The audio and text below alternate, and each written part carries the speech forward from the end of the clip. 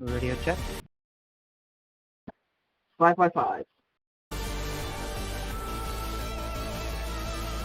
I got you. Is my mic working? Oh! Yes, sir, I hear you. Hello, everybody, and welcome Wait, to Jacker, Chris sorry. Maddox's home race at Dover, Delaware. It is the third round of the ABN Champ Car preseason challenge. Glad to have you with us here on a great night for racing.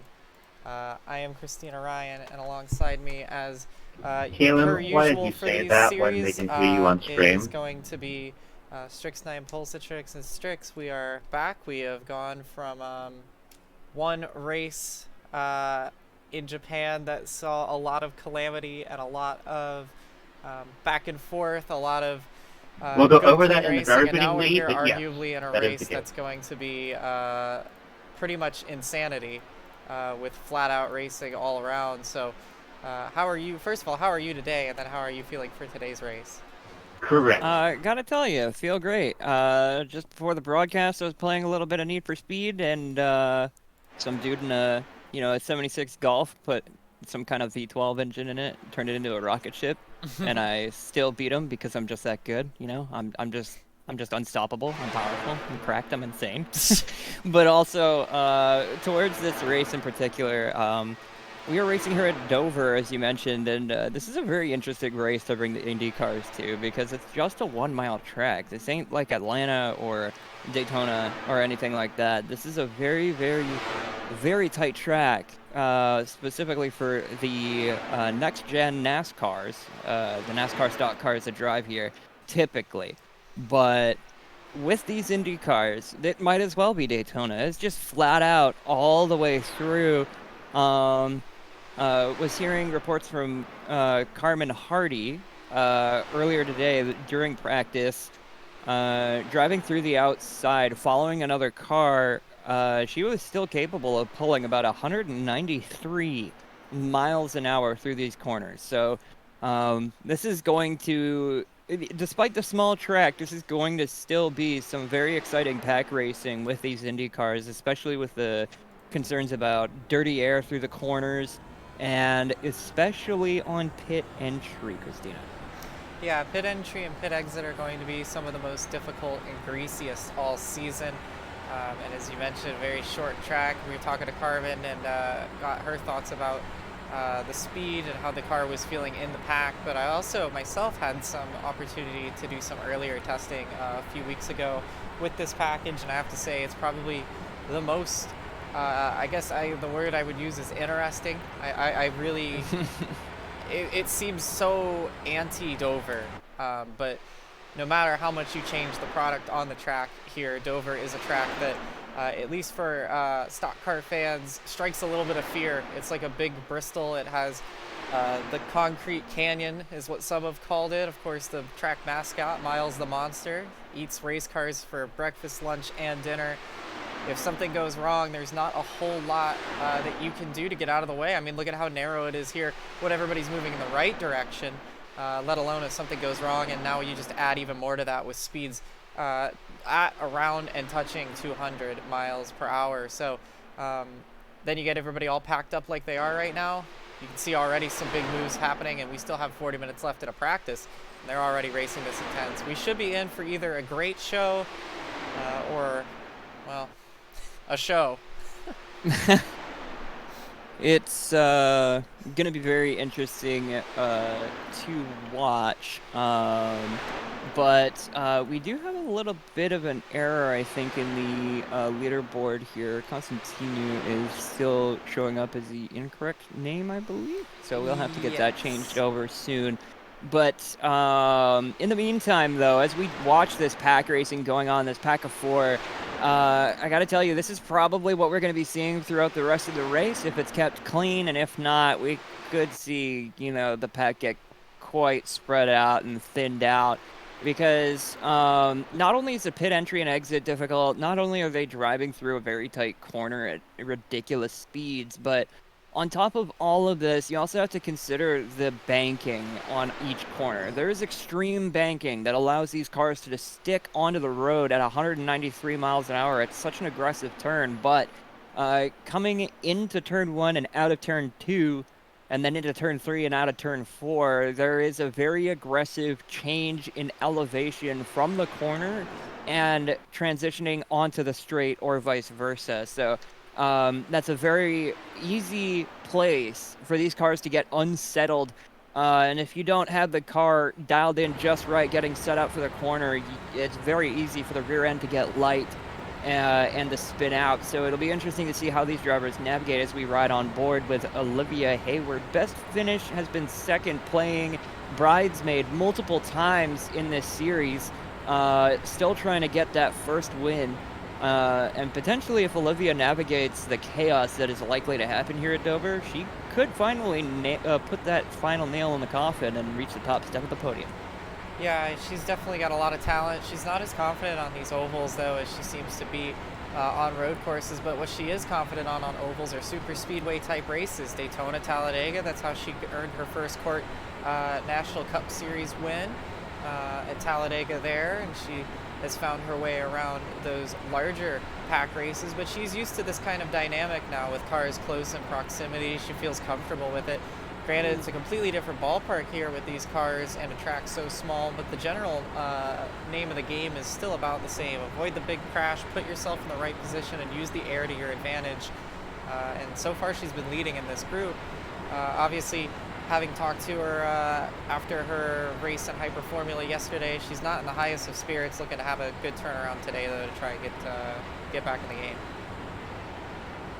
The driver from Manchester, England, certainly looking to, in a sense of the word, try and make up for the performance at Hyper Formula. Very unfortunate incident happening there, but you know, that's kind of the thing about racing, is a lot of it, a lot of drivers don't tend to recognize it a lot, but a lot of how well you do in a race is luck. You can do quite a lot to reduce the chances of you, you know, like dropping back in the pack or having an incident or something like that, but there's only so much you can do because there's a lot of variable factors in the race, including the track conditions, the weather conditions, and in this case here, the drivers as well. There are going to be a lot of drivers of varying skill levels here on this track, so with this tight racing, the risk of finding yourself in an incident is pretty high, so it'll be interesting to see how these drivers kind of navigate that and try to minimize risk without putting themselves so far back that they're out of the draft and unable to keep up. But as we take a look at it, our top down, we see the pack has grown in size from 4 to about 6. And we got a crash there. That's a pretty aggressive one at that. And that's a preview of what we're going to be seeing probably in the race. Just a minor mistake, a little twitch of the wheel is all it takes to send multiple millions of dollars thrown into the wall. It's a very unfortunate situation that everybody finds themselves in, but of course, you know, a very good driver is going to recognize all of those risks, recognize, you know, the risk that you take driving in this kind of a situation with tight packs in very, very fast cars. And, you know, it's going to be interesting to see how the drivers handle that knowledge that their race could be ended in the blink of an eye. Yeah, that's another thing to keep an eye out for, too, is that much like with all the other series in ABN, moving away from fast repairs. So this race is going to be one of the most anxiety-filled ones to finish. We have this situation here where we don't have the fast repairs that we're usually used to having in Champ Car. At least if you've been around for that first season, we always had 1 or 2 depending on the situation. So if you get any damage on lap 1, if we have a huge pileup on the first lap, that's it. We could be looking at a 4-car race, and that's not an exaggeration. So they're going to have to be careful out there, and they're seeming to mind their P's and Q's, and it's better to have these mistakes now early on while you can in practice before they really start to make pain. And it's one of those deals where you're just going to have to be on your A game. You're going to have to pay the most attention you can, and you're going to have to be able to avoid a track that seems to be unavoidable with its self-cleaning banking and very, very, very narrow circumstances. We want to give a big shout out to Sign On. Thank you for subscribing for the 4th consecutive month now, saying crashes like that are why the IRL stopped racing here.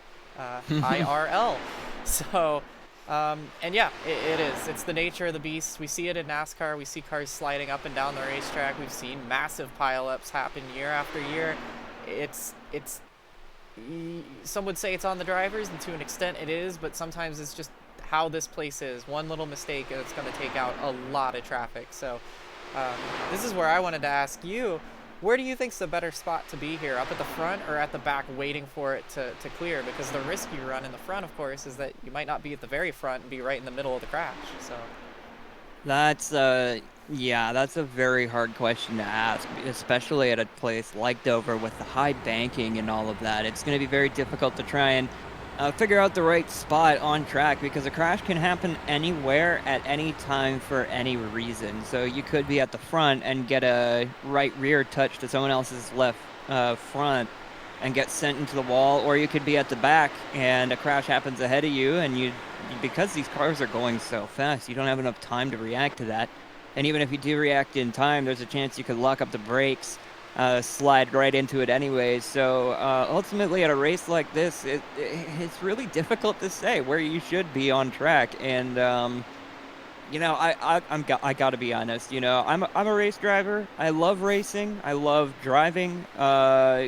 I would probably sit this one out, to be honest. yeah, this is Feels like the crash is inevitable. This is one of those few races where you're glad you're in the booth and not in the car. Typically, I'm like you. I always get that bug when I'm sitting up here. I wish I was out there racing with the boys and girls down there, but then you see moves like that, and I mean, trust me, I do get that bug sometimes too, but watching these drivers taking so many dice, ooh, I think that might have been a little bit of net code there. It was definitely, you saw quite a bit of a gap. Yeah, that was James Pierce getting hit from the net code from Olivia Hayward, and that's another thing we're going to have to look out for tonight, Strix. There is net code. Every time we seem to have an update, it gets a little worse on the service, and that could take someone out tonight as well. And we see it happen at least once a race, it seems, that somebody gets the short end of the stick on the net code, and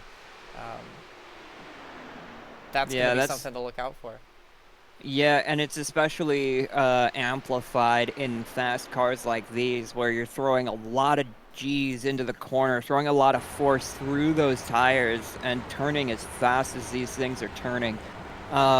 Because, you know, as you push the car, the simulation of what your car is doing is going to differ even just a little bit from the other drivers, and when that data is transmitted from your computer to the server and then transmitted back to the other drivers, there's going to be a little bit of a delay there. But when you're throwing the car through the corner, especially a corner this fast with that much G-forces, like that many lateral Gs, it tends to amplify that issue with netcode, where we might be seeing some cars with multiple inches, maybe even a foot between them, and have no physical contact that we could see, no visual contact, but in accordance with the server, it might have been. But that being said, though, we ride on board with Angel Hernandez, the current Champ Car rookie from Chicago, Illinois, riding behind this little pack here.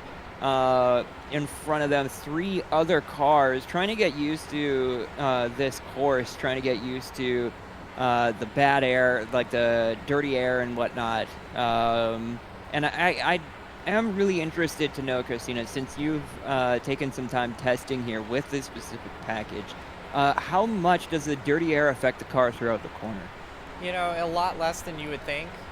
It's still there to an extent, especially when you're about 10 cars deep in the pack, but you know, it is a bona fide pack race. I think it's going to be, we see how close that these guys and gals have been able to follow each other just already, and that's something you don't usually get on speedways anymore with these cars. It really feels a bit like a classic kind of race back in the old days with the IR05, and you know, it's going to provide some really exciting racing, and we could have a really good setup for a grandstand finish tonight. But it's also going to be one of those situations where you know, it's just those close quarters are not for everybody, and it's going to be something to watch for. And while there isn't much dirty air, there is just a touch, and that might catch somebody out, especially if you do something like entering on the bottom of the racetrack and it washes up the hill more than you want. I guarantee you that's a way we'll see a caution tonight. Clipping the apron. There's a lot of things that can cause crashes when you're playing with inches. And oh hey, Hayward in the 72 describing this as auto club on a street circuit. So do with that what you will. But you also mentioned, Strix, the lateral G's and how much is really going into these cars tonight. No angle really will illustrate it better than the helmet cam that we've been running on board with here with Angel Hernandez. You can see how it sucks down to the ground and how much that wheel is turning. And honestly, Angel has a pretty good setup on that thing right now. At least it's dialed into a way that they like, because not seeing a whole lot of movement, kind of just taking it easy in the back and watching things unfold in front. Currently your leader as well.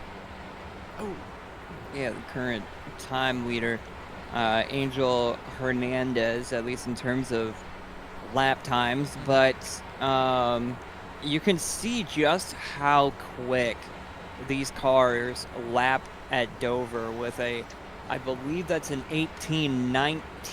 Correct. And that is absolutely nutty how fast that is. By, like, for context, I'm gonna have to look this up just real quick, but I think like the NASCAR lap record for the next gen cars are probably, well, mind you, I want to know what the lap record of all time is. Probably But- NASCAR. Well, no, they did run IRL here back in the day, so I'm sure that would probably be the track record. Yeah, it would be, but oh, yep, it was actually the current track record overall was done by Greg Ray, and it's a 19.622. So you can tell the advancements in technology that we've had since 1998, when that record was set at the real track. You can see the advancements in technology allowing these cars to grip, like hug the road. Those tires being able to get much more friction off the road and the tires, and being able to hang through the track at such a blistering pace. That is ridiculously quick. Yeah, it's going to be one of those races that you're either going to love or hate. We're either going to have a great event, or it's going to be a bit of a you-know-what show. And I think a lot of these drivers know that, and I think it's really going to be one of those races where we see how much respect do all the drivers have for one another out there. Are they going to give each other the room that they need to get through at least the first stage of this race cleanly, or are we going to have caution after caution after caution? But then again, with no quick repairs, we're going to run out of cars eventually. So either way, it's gonna come down to either the fastest or those who just survive, and we could see a wild card winner either way, because again, usually we're only used to saying this at Daytona or Talladega, but the draft is the great equalizer. So you never know what's gonna happen here. It's gonna be, I think, pretty hard to pass that leader on the outside lane. I think if you're leading it on the bottom, it's going to be kind of similar to Auto Club, where you're going to be in decent shape. But we saw passes happen for the lead at Auto Club. I'm sure we'll see them today as well. But it's going to be interesting to see what happens. And still with 26 minutes to learn and get used to one another. We got 15 cars currently on the entry list. And then we got a qualifier, warm-up warm-up and race meeting, and then we'll get going here. So if you're just tuning in, you haven't missed too much yet. Still 25 minutes to go in pre-race final practice.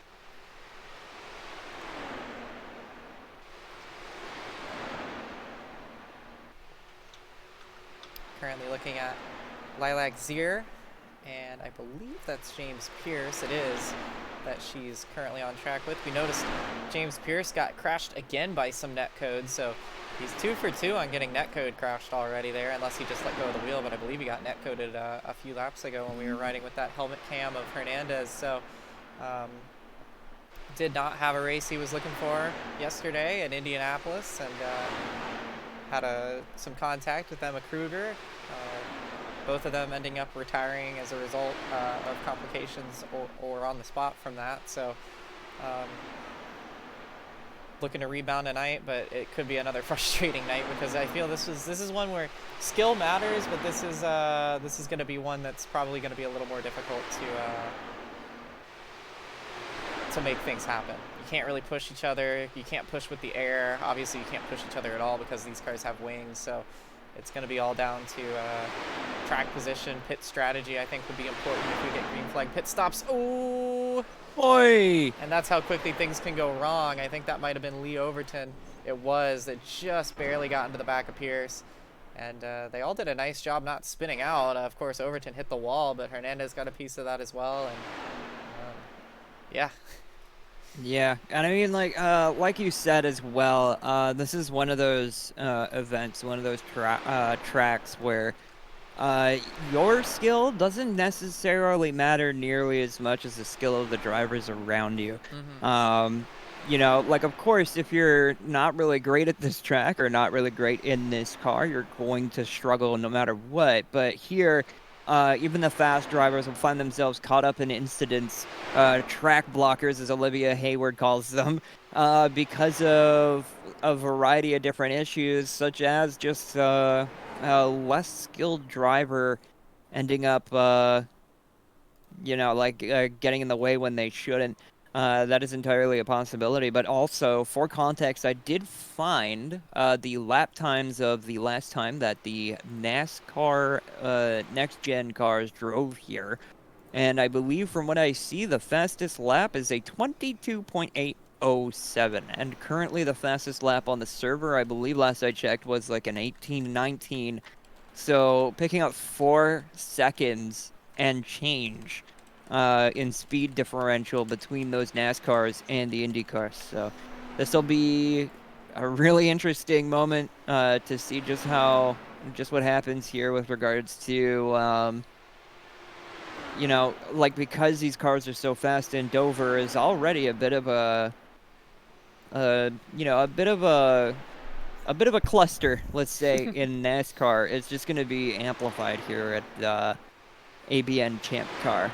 Yeah, and it's one of those races that I think everybody circled on the calendar, and we thought, oh goodness, how is this one gonna go? We really, there's a lot of unknowns. There's not much real life to go off of here, and it's gonna be one to watch. We're currently looking at Carmen Hardy, the Chicagoland winner, your winner on the only other oval we've had, and I'll tell you what, Strix, this track is a lot different from Chicagoland, but Carmen's had some confidence coming into this one, so maybe she can try and make it 2 for 3. Didn't have the best weekend in Suzuka, but I think she had a little bit better one than she was expecting to have. Top 5, not too bad at all, and carrying some good momentum in the point standings on a race that she didn't think she'd do too well, but we'll see how she fares. It's still pretty early in the championship here.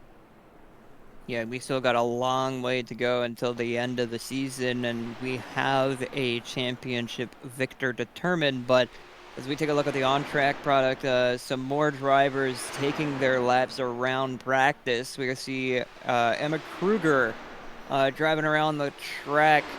And I gotta tell you, watching these cars go so quickly around this track is kind of mind-blowing. Like, you can see just how fast the audience on the side of the track is whipping by. Like, yeah. I would find it very difficult for myself personally to be able to watch this because my head would be whipping around at like 90 degrees one way to the other so quickly, just trying to keep up with how fast these cars are moving.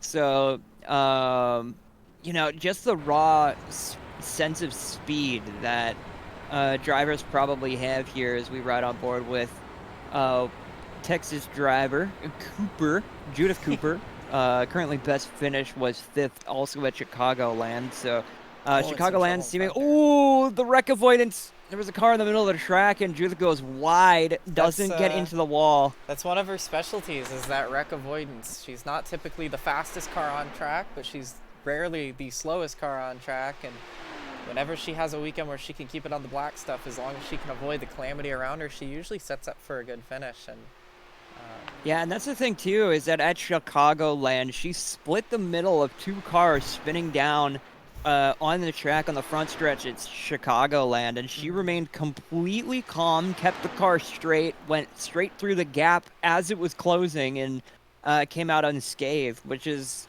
a kind of quality out of a driver that is essential, but is also unfortunately rare. But Judith Cooper definitely has that talent to be able to see those gaps, almost like how Dale saw the air. She could just see where the cars are moving, see their trajectories, and just split the gaps and avoid those wrecks without wrecking your own car. And that's a extreme talent in and of itself, beyond just pace, that some drivers just can't seem to learn. But Judith, really showing that she's got it nailed down to a science.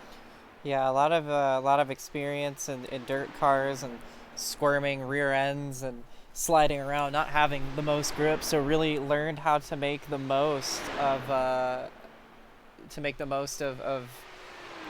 her opportunities of when cars are sideways, how to get away from those crashes in front of her. So now she's got a little more grip and a little bit more reaction time. Unfortunately, she zigged, and also the person in front of her last night zagged. So they went for the same gap, and she had one of her first incidents in that respect last night, though obviously wasn't her fault. So Hyper Formula took a lot of names last night. A lot of people coming in with that. And Hoot, I want to ask you, because I know you have some experience. Your schedule maybe not quite as busy as some of the others in this field, but how does it affect you coming in from a race from the day before, whether you made a mistake or had an issue or what have you? How coming into the next race, does that really stay with you? I know it's different for driver to driver, but what's the mindset like?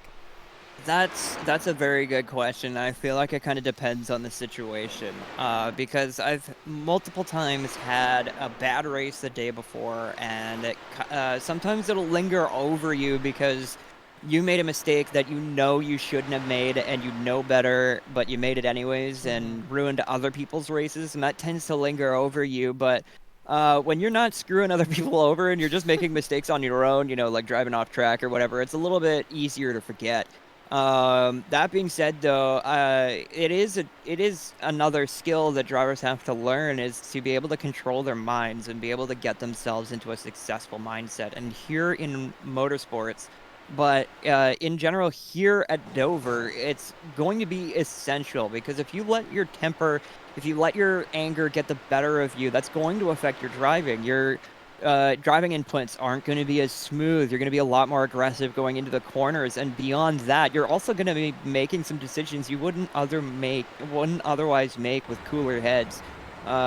So that's and all of that is really going to contribute to riskier driving, and you're going to put other drivers at a potential risk of wrecking around you because you're making poor decisions. So it's really it's a complicated situation to try and navigate, having a bad race day before or recently, and then going into another race and trying to be successful while it lingers over you. But that's part of racing. That's part of being a racing driver, is being able to control your emotions, being able to control yourself, and maintain that calmness. It's a skill in and of itself, but certainly a few drivers would be able to capitalize on that. I feel as though Olivia Hayward has shown quite a lot of success in the past with the IndyCar, as shown by the fact that she's had so many, second place finishes on the podium, quite often in that car. So if somebody like Olivia Hayward is upset about a race like yesterday, or somebody like Judith Cooper, they have the skill, they have the talent in the car. Mm-hmm. It's just a matter of controlling their minds and maintaining that confidence without letting emotion overtake you, and being able to, get the job done. And the thing that happens too is that it's a lot easier. I know you mentioned that it's a lot easier for that to snowball. It's not so much of a thing that you should do. It's almost a thing you have to do, because if you don't trust yourself, you're just going to be getting into more incidents. And you know, I mean, you probably know this from drifting. It probably applies exactly the same. If you're not both, if you and the person you're racing aren't both 100% committed, that's when crashes start. If you're both committed, you can usually both get through. You both have the talent, you both have the expertise to race, and you know what to expect from one another, and it's a battle. As soon as somebody second guesses, as soon as someone does a 99% move or a half-hearted move, that's when people crash and that's when people get hurt. So it's one of those situations where you just got to trust yourself, and even if you don't trust the people around you, you have to trust yourself to be able to get out of those situations that might be a little stickier. And if you let that linger, those storm clouds linger from races past, it's really, really going to show in another race, and it's really easy to get stuck in that tumble and have that happen time after time. And that's why we see drivers who are so good go through rough patches where they'll have several DNFs in a row, or have you know, win a race or two and then fall off the face of the earth for another 3 or 4 and then come back and win a race again. It's all about, it's more mind than it is skill sometimes. And on a track like this, it doesn't really, I don't know that it particularly matters here on a track like this. It's going to be a bit of a lottery tonight, but I think it's going to be really important. I think whoever has the cooler head here will prevail. And my goodness, we just had a nasty one there. I'm not sure who came right out the racetrack. I don't know if that was that Navarani that just pulled straight on the track like that? Not quite totally sure what happened there. It just happened off camera, but another thing too. Yeah, yeah, we're looking at the replay here. It looks like he. Oh no! Oh, he's pulled, what are you? Oh, he's pulled straight onto the racetrack and hit Kruger, and then came down and. I'm not. Yeah. That's not very promising from Navarani, the series rookie here from Vancouver, Canada. That's not really an ideal situation. That's not the kind of thing. Especially when Navarani's one of those drivers. Yeah, I mean, oh goodness, I'm gonna have really nowhere to go there. That's one of those situations where that very easily could be a penalty as well, because they do penalize in ABN for practice incidents, and pit exit is going to be a treacherous place for sure. But Navarani is one of those drivers that stewards have had a keen eye on already this season, and that's not going to do him any favors, I'm afraid.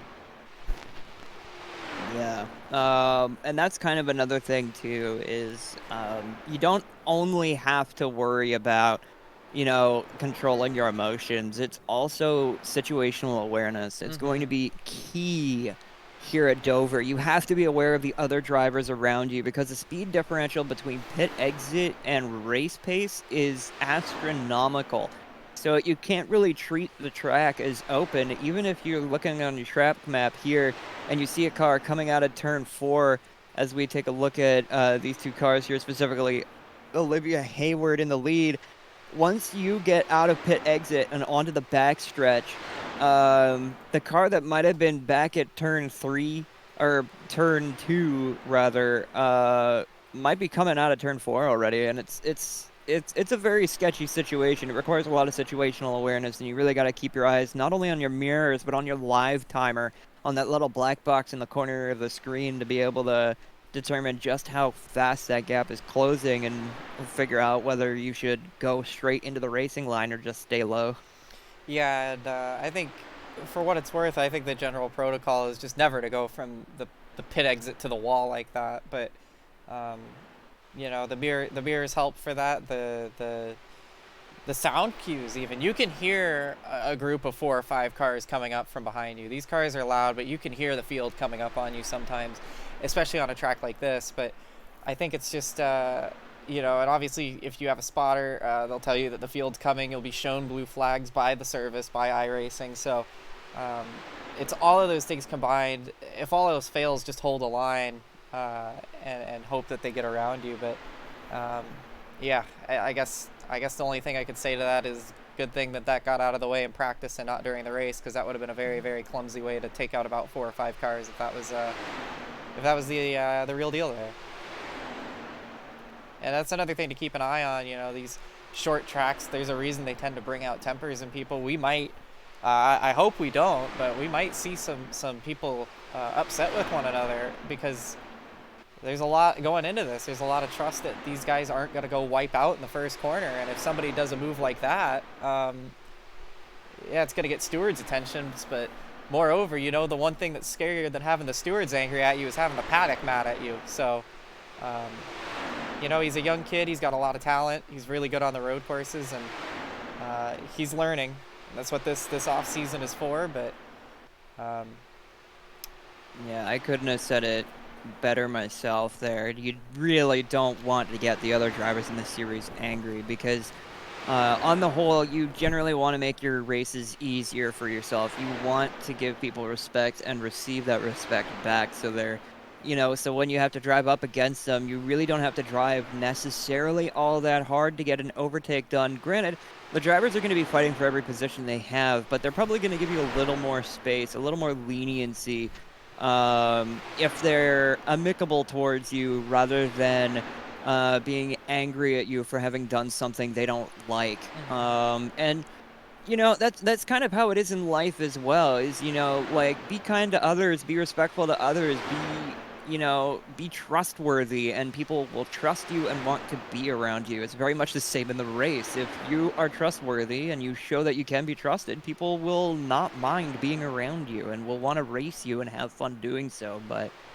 when you're making weird mistakes, very clumsy mistakes and whatnot, that trust kind of erodes. But as we take a look here at Frankie Francica and Olivia Hayward going through the course, you can see, you know, some of that trust getting built up as Frankie goes on the outside while Olivia Hayward stays on the inside. And you can see that speed buildup that Frankie is able to maintain throughout the corner, kind of doing like an outside approach there, or rather almost late apexing the corner to get a run off the straight. And that's going to be really interesting to see the different paths that people are taking, because, you know, like, the different path you take throughout the corner is going to affect how much speed you have, not just through the corner, but also onto the straightaway. And because these straightaways are so short, Dover being just a 1 mile track, it'll be pleasant, let's say, to watch all these different strategies, not only in the driving line, but also on pit road, as Frankie Francica decides to enter the pit lane, getting used to pit entry. It'll be interesting to see how the pit road strategies work.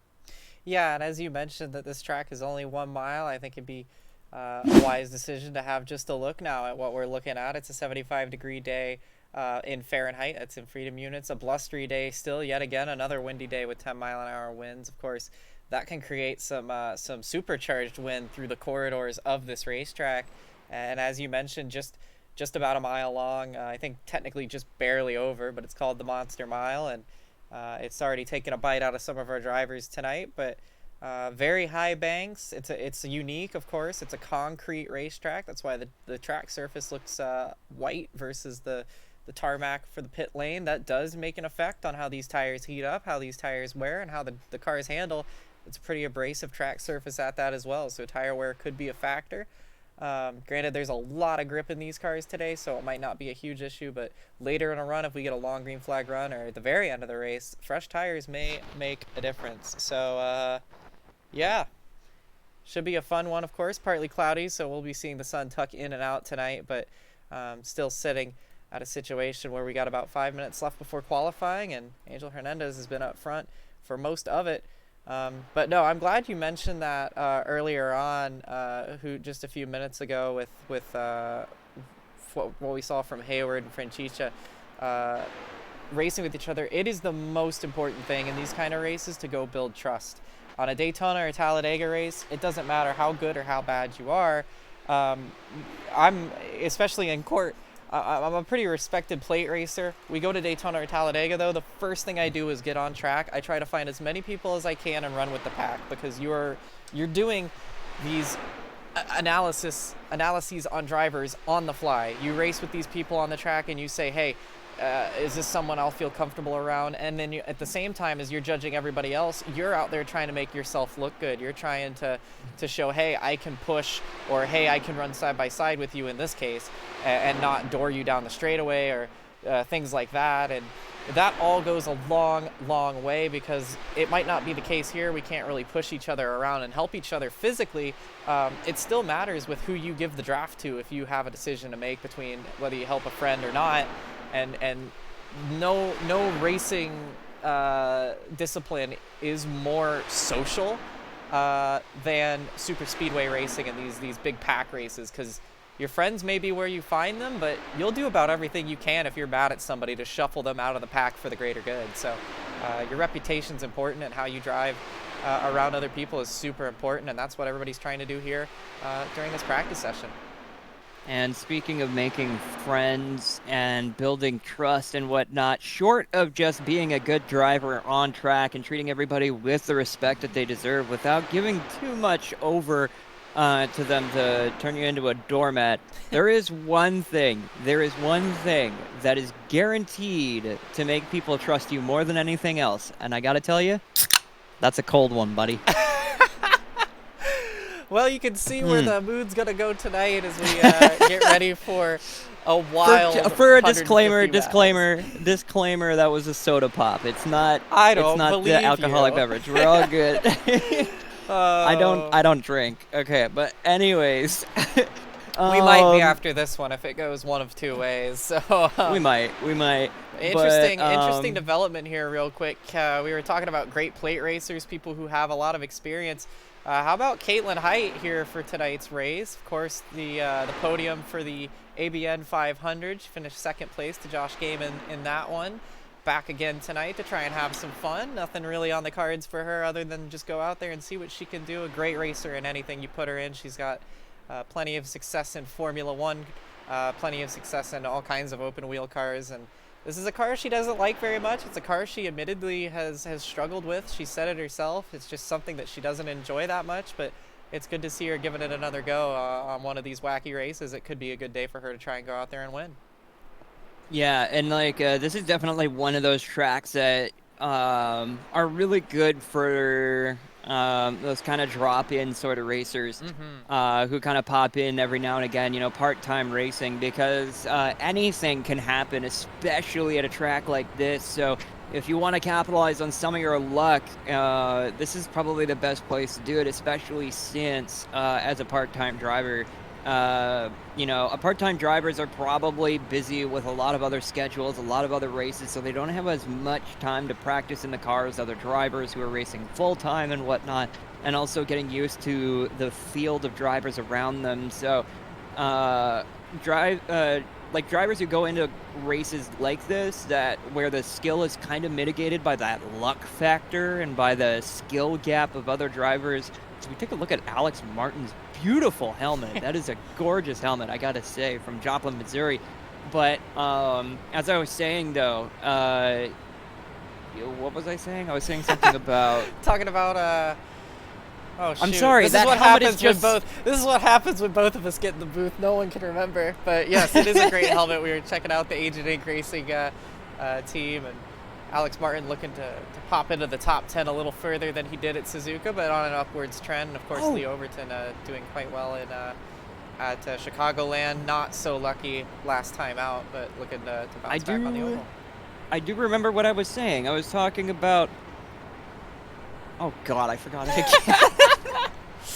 Okay, no, I remember now. The part-time drivers who come in, you know, at a track like Dover, that luck factor is really heavily increased just because of how risky this track is, how dangerous, you know, and how on edge these cars are at this track, you know, just on the edge of grip and everything, and there's not a whole lot of grip left to react to wrecks and stuff like that. So compared to the other drivers who are used to the field, who know the field of drivers and how these cars handle, you know, as we see a car coming down, and that's going to be another situation we're seeing a lot here. We saw the car hanging up on the wall, but dropping back down.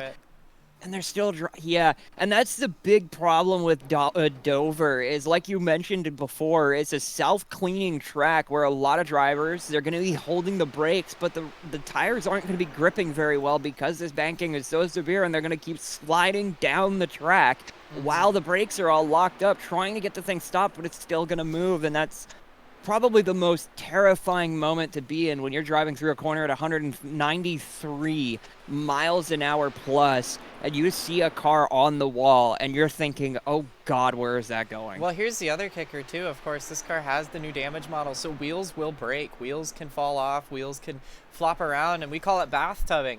You might have no wheels contacting the ground. At that point, you are completely helpless and sliding on the tub of the car, on the safety cell, down the racetrack, and that is almost, in my opinion, more scary as the driver. Because sometimes it feels like you have a little bit of control, even if you're sliding down the track with the tires on it. When you are sliding on the tub, there is absolutely nothing you can do but brace and hope that no one hits you. And there's going to be a lot of people today who zig when they should have zagged, and it's going to be one of those deals that people are just going to have to make a decision and hope it's the right one, and if it's the wrong one, they'll live with it. But Angel Hernandez, Lilac Zier, and Emma Kruger, the top three from practice as we get ready to go qualifying. We're going to do a quick little reset on our time. Actually, we'll go ahead and wait until after qualifying to do that so that we can give you the coverage here, of course. It looks like Jared Merchant is the first one on track and has left the pit lane in the O2 car, so we'll get eyes on him. Here he is. And the O2 machine. So far, the only one on track is Lee Overton now makes his way on as well. So we'll see what he can do and set that benchmark time for us.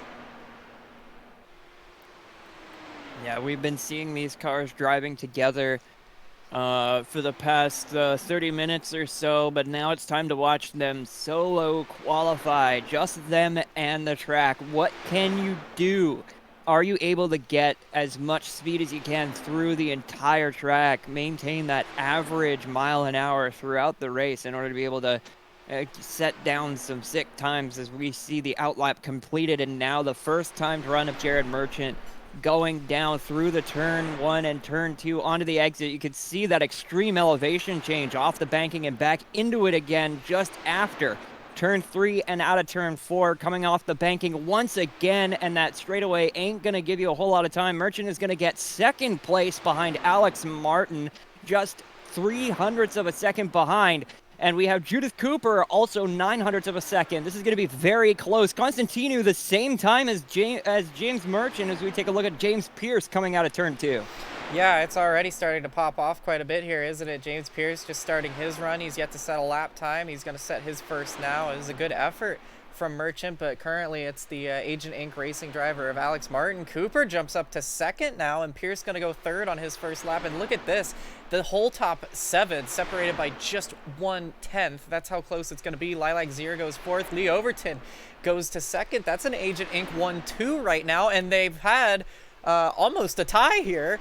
As it's going to go to the third decimal point. What can James Pierce do? Only enough. It is going to be pole, actually, for James Pierce. Provisional pole for the number 23. I figured that timer was a little bit lagging. I was surprised that he hadn't hopped up. James Pierce, a force to be reckoned with at all times, it would seem. And he's put down the one to watch so far. So the Tennessee native is going to go pole position. Not going to go any faster on that particular occasion. But we'll see here. Don Reedy now. Looks like he's coming out of the pit lane, and he's going to have a go at it himself. Or Man, this is incredible to watch. Emma Kruger improving the time just a smidge to edge out Martin and Overton for second position as we take a look at Emma Kruger now. Trying to reduce that gap, trying to take the pole position away from James Pierce. And man, the tightness of this battle, if it hadn't been for Roberts, Kruger, and Pierce, we would have had the top 5 made out of basically 85% rookies. Olivia Hayward setting down a time good enough for top 5 with a 0.02 gap between her and James Pierce. Kruger still trying to throw some laps down, but not quite being able to improve. Eric Nabarani, the Canadian, currently in last place, competing with Carmen Hardy, who both seem to be struggling. But, well, mind you, I say that, but that's a 1/10.5 back from the leader. That is barely any time at all. That's negligible.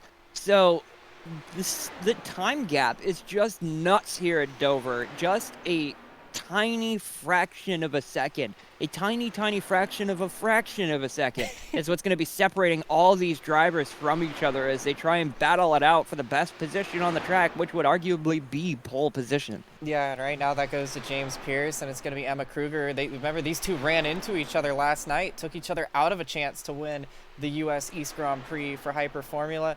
Caitlin Height has no affiliation with anybody here, really, other than some light affiliations here and there.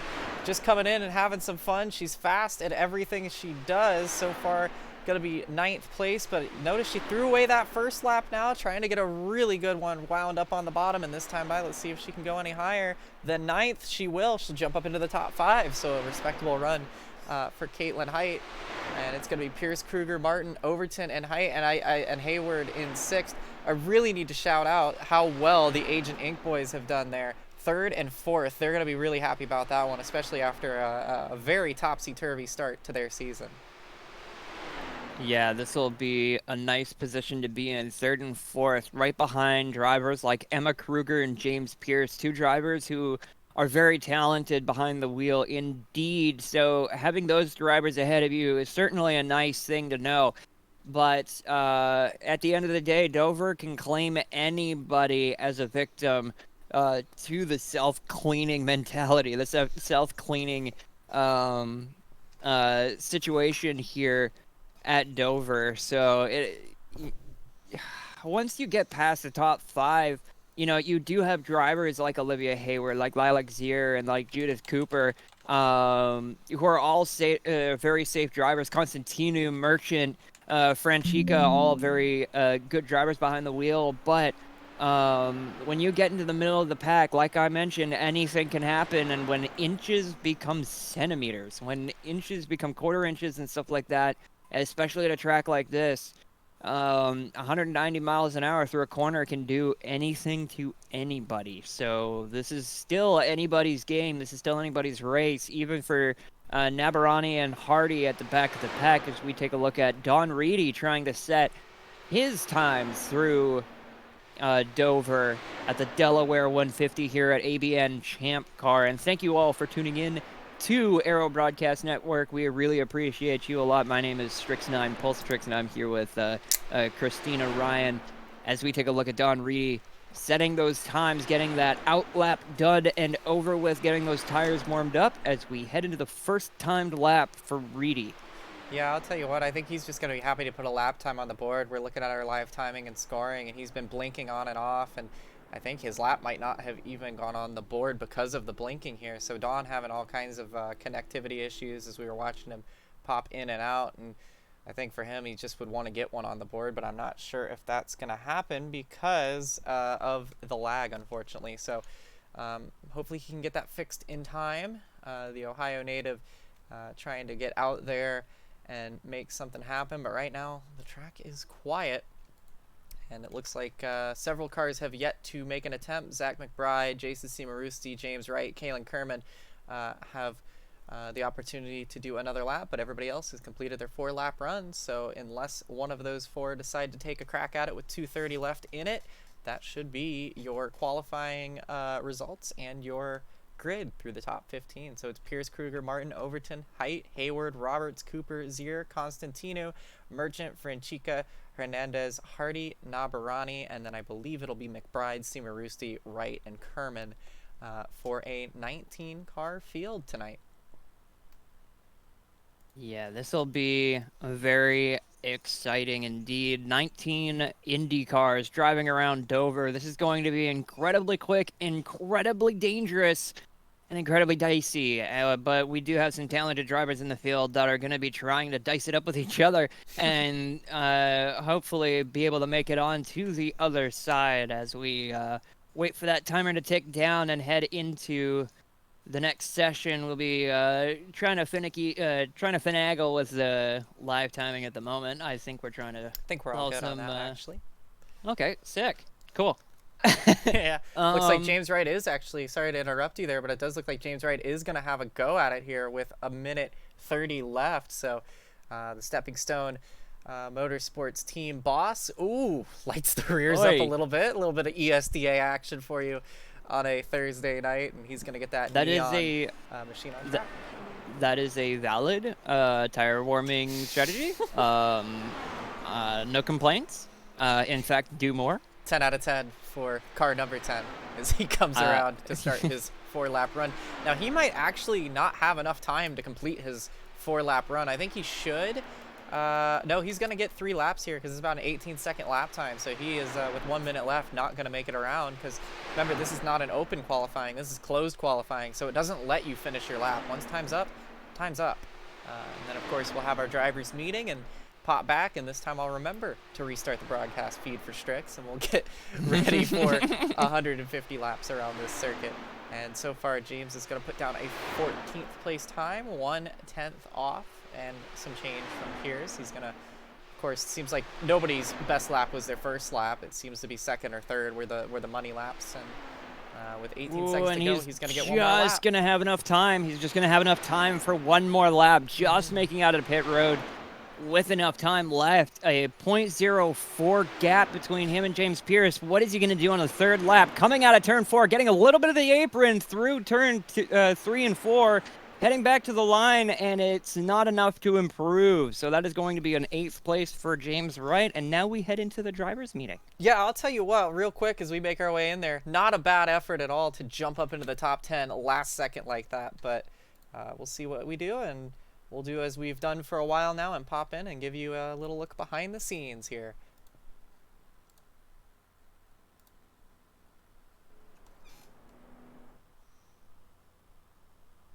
Make sure everyone's in here. All right. So, first things first, pit lane's going to be an issue for some tonight. Get your practice in while you can. To enter pit lane, you must enter off of the entry to turn 3. Where the inside wall divots to the left and gives more space, that's where you enter off of turn 3. It's there for a reason. That's what we're using. And just with that, that includes if you have no cars behind you, correct? Correct. So that is at all times. It is yep, at all times. perfect. Yep. It is also highly encouraged, and everyone's done a good job of this so far, but it's highly encouraged that everyone also call out the lap that they are pitting. Yeah, obviously, if you're a part of a team, Stepping Stone kind of steps out to you. If you're a part of a team, if in multiple drivers on that team are pitting on the same lap, just say that your team is pitting. Just say the car numbers, and we'll get it. Netcode is atrocious. Everyone knows that. So do everyone a favor and don't force through situations here early on. This is at least a 2 pit stop race. There's no point in pushing on lap 1. There really isn't a point. We don't know how bad the netcode is going to be for everybody. This is a global group. We have people from Europe, we have people from the US, we have people from Canada. Like it's a large field, so mind your manners and mind your P's and Q's. This could be a phenomenal race, but it's up to everyone in this field to make it that way. Initial start is on green.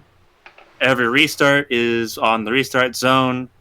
So the Geico restart zone, it's marked in blue on the wall on both sides. That's when you can go. We've had this issue a couple times. Do not go until the row in front of you goes. Don't try to predict the start. That's a jump start penalty, and those are strictly penalized. We saw some people do it at Chicagoland. We're not going to be tolerating that, so we got to crack down. Are we relying on calling that out as drivers? No, it's all visual. So there's actually a rule in the rulebook where if you once you enter turn 3, you cannot close gaps. So any gap that's between you and the car in front, you cannot close it once we approach turn 3.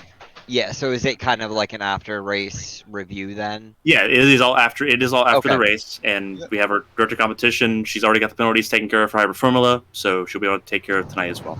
Awesome. Are we question. relying on iRacing cautions or? It is iRacing cautions. No admin. No, with how this track is, it's pretty well going to be a caution no matter. You're pretty well going to be a caution no matter what. I mean, yeah, if a yellow's not out and we have like 2 or 3 cars on the inside wall, probably call that out regardless. Just Yeah. so other people don't see it if we need a Correct. Correct. The only time we really have had to use admin cautions is for road courses. Yo. But if that is the case, we need to make sure that is clarified, because the lap 1 incident at Suzuka last week, should have been a caution, and no one called it. So Yeah, I Um, couldn't tell have how many people were stopped there because I was. there you go. Grazing the thing. Kaylin, you had a question? I have a question about the gaps. What if it's accidental? Like you don't realize that you're closing in on As the long as you're not gaining speed, as long as you're not accelerating to close the gap, if everyone's in front of you slows down, that's not on you. You just can't speed up to close the gap. You got to Okay, pay thank attention you. to that. So basically, next? don't pull a Kansas. Who is next? Anyone? Going once. Another thing, reactive blocking. Everyone knows the bottom lane's going to be the superior lane. However, once tires wear, you won't be able to stay down there forever. So remember that if you get off the bottom and someone moves to the bottom, you can't go back down there and block them. That's reactive block. That's a time penalty. With that, but we can cover the inside line. Correct. As long as you move first. Outside. As long as you move first, yes. But you Awesome. cannot move after somebody else does. Perfect. No, I love your rules and how you enforce them. You've done a great job so far, I will say. Thank you. I appreciate it. Emma, you had a question? Well, I had just like a caution for people. It's gonna be I've seen it a couple times in practice already, people exiting the pits at the same time as people trying to enter. Mm-hmm. I just wanna like caution people that like be careful of people exiting the pits. Yeah, collisions are on in pit lane, so be careful. Are there any other questions? Hello? Can you hear me? Yep, gotcha, Eric. Sorry, did you say collisions were on in pit lane? Yes, collisions are on in pit lane. They're not on in the pit boxes, but they're on in the warm-up lane. Oh, okay then. Okay, thank you. Yep. That scared me. Again, you have the ability to fuel save if you want to. I encourage everyone to take it easy, at least to the opening stanza. This pit stop, this race looks like it has at least 2 pit stops. Pit window is between 44 and 49 laps if no one saves. Some of you will save, so that will change the pit window for you. But if everyone's just going full on mix one all the way through, it could be a 3-stop race. Okay, wait. Question for any race. If, let's say there's a caution on the last lap, the leader's already taken the white flag. If the leader takes the white caution? flag, there will not be a caution. No, there's Okay. no. The iRacing won't throw it. Thank you. And that's actually a really good point. Our ABN rules, we do not have 1-lap restarts. If we have a caution late in the race and it leaves us with 1 lap to go, we will not go green. The race will end under yellow. We almost saw that happen at Fontana, but luckily that was averted. But yeah, we do not shorten cautions, and we don't do 1-lap restarts. Anything else? No, ma'am. Alrighty. With that being said, one thing for the commentary crew, Christina, I sent you a new file to rectify a pretty critical issue. It has been applied. Okay, cool. Just making sure that was good. Awesome. Thank you very much, everyone. You're free to go to your team chats or stay in here if you want to. For those that stay in here, we are going to be working on a radioactive, so there's something to look forward to with that one. So we will be recording content for that. Otherwise, everyone, you're free to go. Fucking. Whoa! We apologize for that language. We were so close to having a successful intermission there, but these are drivers, of course. These things are happening real time, and that's what we deal with that. Of course, ABN not very not very shy from swearing, but nonetheless, apologies there. But Hood, I tell you what, we're looking at a really good race tonight. Should be a fun one. Yeah, it'll be really nice. Just make sure I got the production feed. But yeah, this will be a really interesting race. Indeed, we were seeing not only in qualifying, but also during the practice, we were watching some very interesting driving from a lot of the drivers. Very fast driving for sure. And one of the big key factors, and we're going to keep bringing this up, if you want to play a drinking game that is incredibly dangerous and not recommended, every time we mention the potential for a wreck, take a shot, because this is going to be the talk of the town, is where and when is the big wreck going to happen, because it's only a matter of time. But heading it towards the race. I got to tell you, seeing just how fast these cars can go, and also the different levels of car control, and not only that, but you know, seeing some of the wrecks that we have seen so far through practice, it's hard to ignore. It's hard to ignore the fact that this is going to be a very dangerous course, a very dangerous race, and it's going to be all about these drivers being able to, you know, maintain their composure, maintain their intelligence, maintain their emotions as well. That was another thing that I mentioned as well, is those moments of emotion overtaking you, and I think that's going to be the key here, is being able to overcome your emotions, let the anger kind of flow through you for just a moment, and then getting back right into the race as warm-up ticks down in the last seconds. Yeah, it's about to end here, but no, I agree. It's going to be the driver who has the smoothest thinking, the smoothest inputs, and has a little bit of luck on their side that takes it home tonight. And we're separated from only time will tell. So we're about to see who will add their name to the list of winners in the ABN Champ Car series, a very exclusive list and a very coveted list.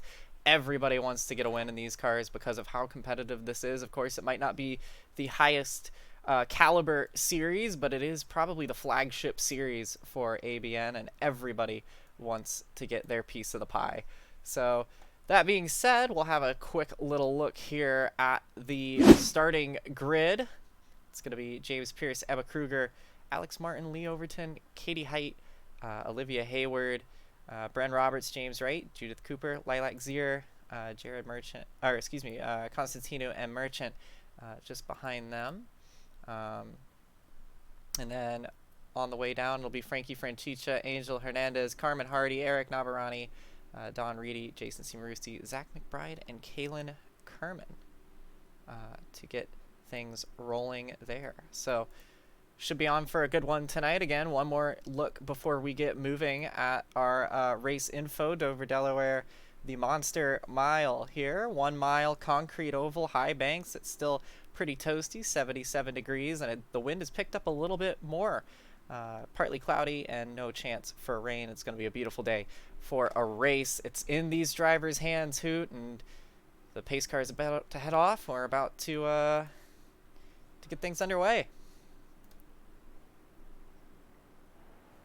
So here it is, the pace laps, and I got to tell you, these are the most agonizing portions of any oval race I've ever taken part in. Is the opening pace laps. You're just sat behind the pace car going so slow, waiting for that opportunity to get going, and you know, the nerves are extreme in this situation, but especially for the drivers here at Dover, the Delaware 150 here at ABN Champ Car.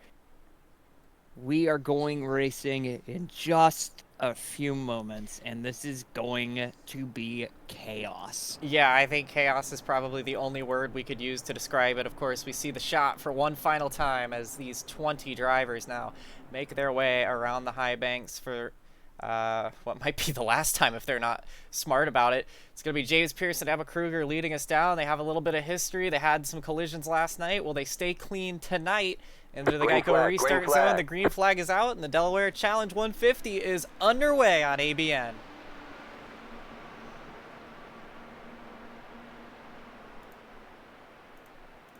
Couple cars started for the pit lane there. So far, so good through the field, and looks like Pierce is going to try to hang on early on. It's going to be Alex Martin slotting into third place. Single file for the first 3 cars. Pierce will lead lap 1.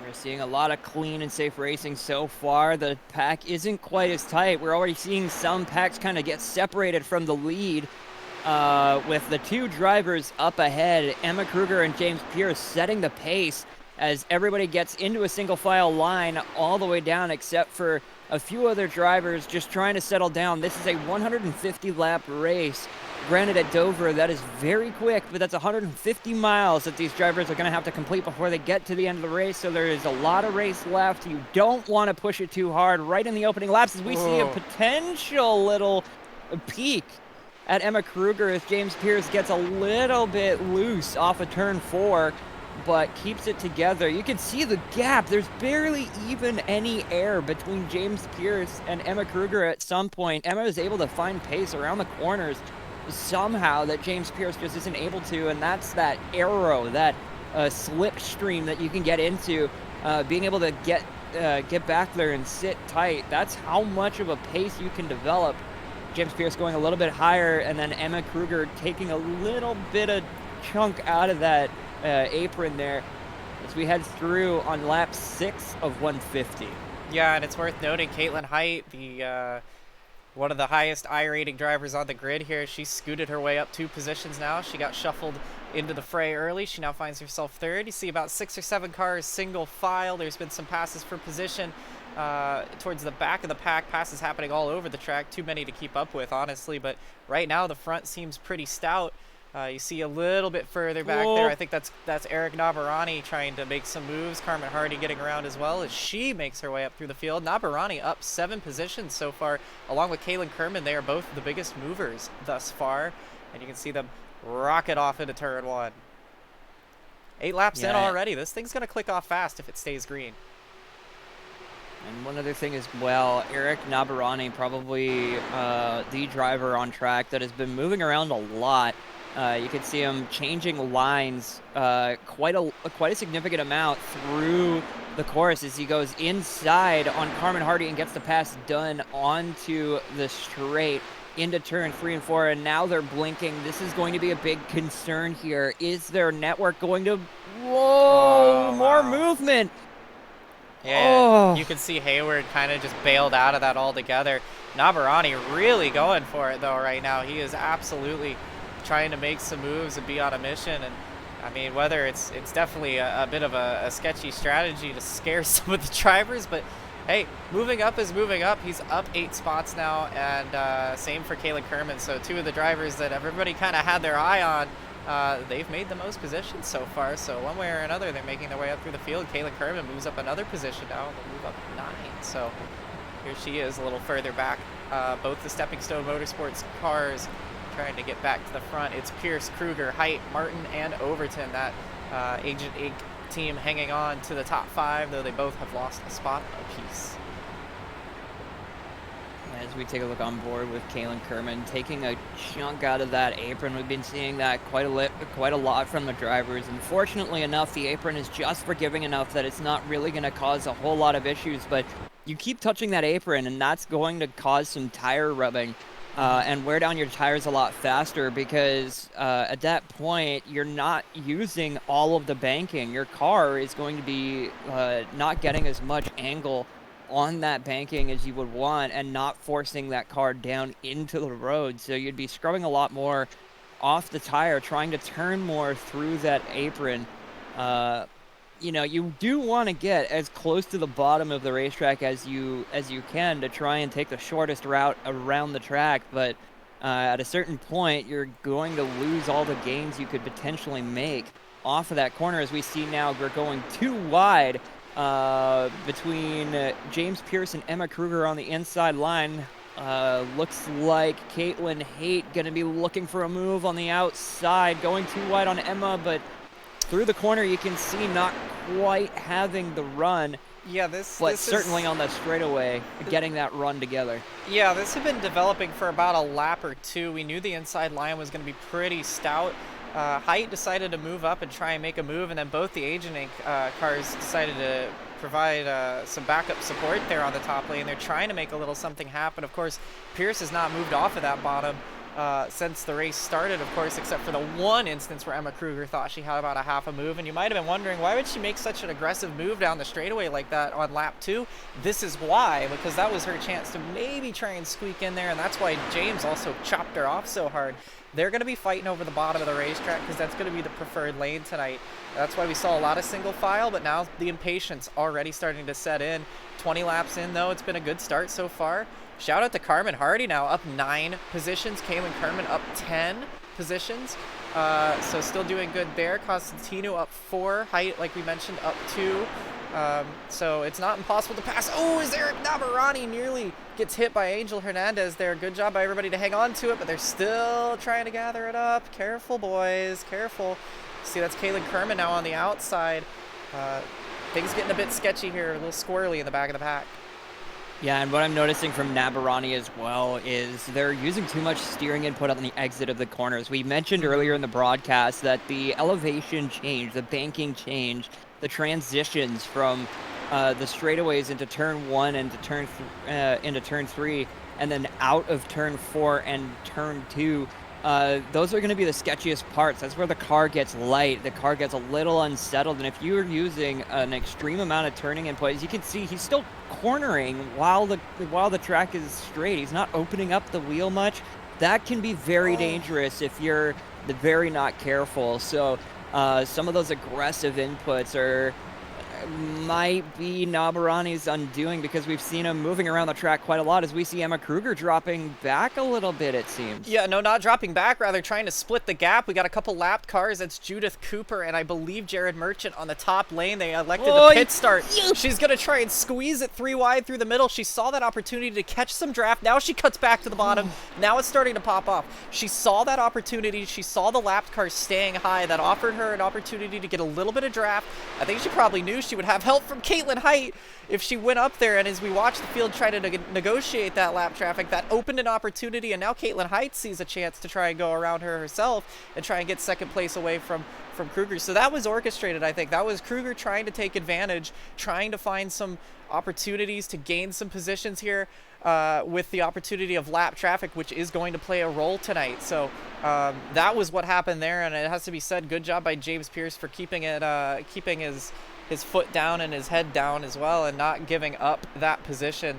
But you gotta give it to Emma Kruger. She is trying as she might to find a way around and into the lead, and she's up alongside again with some help from Caitlin Height.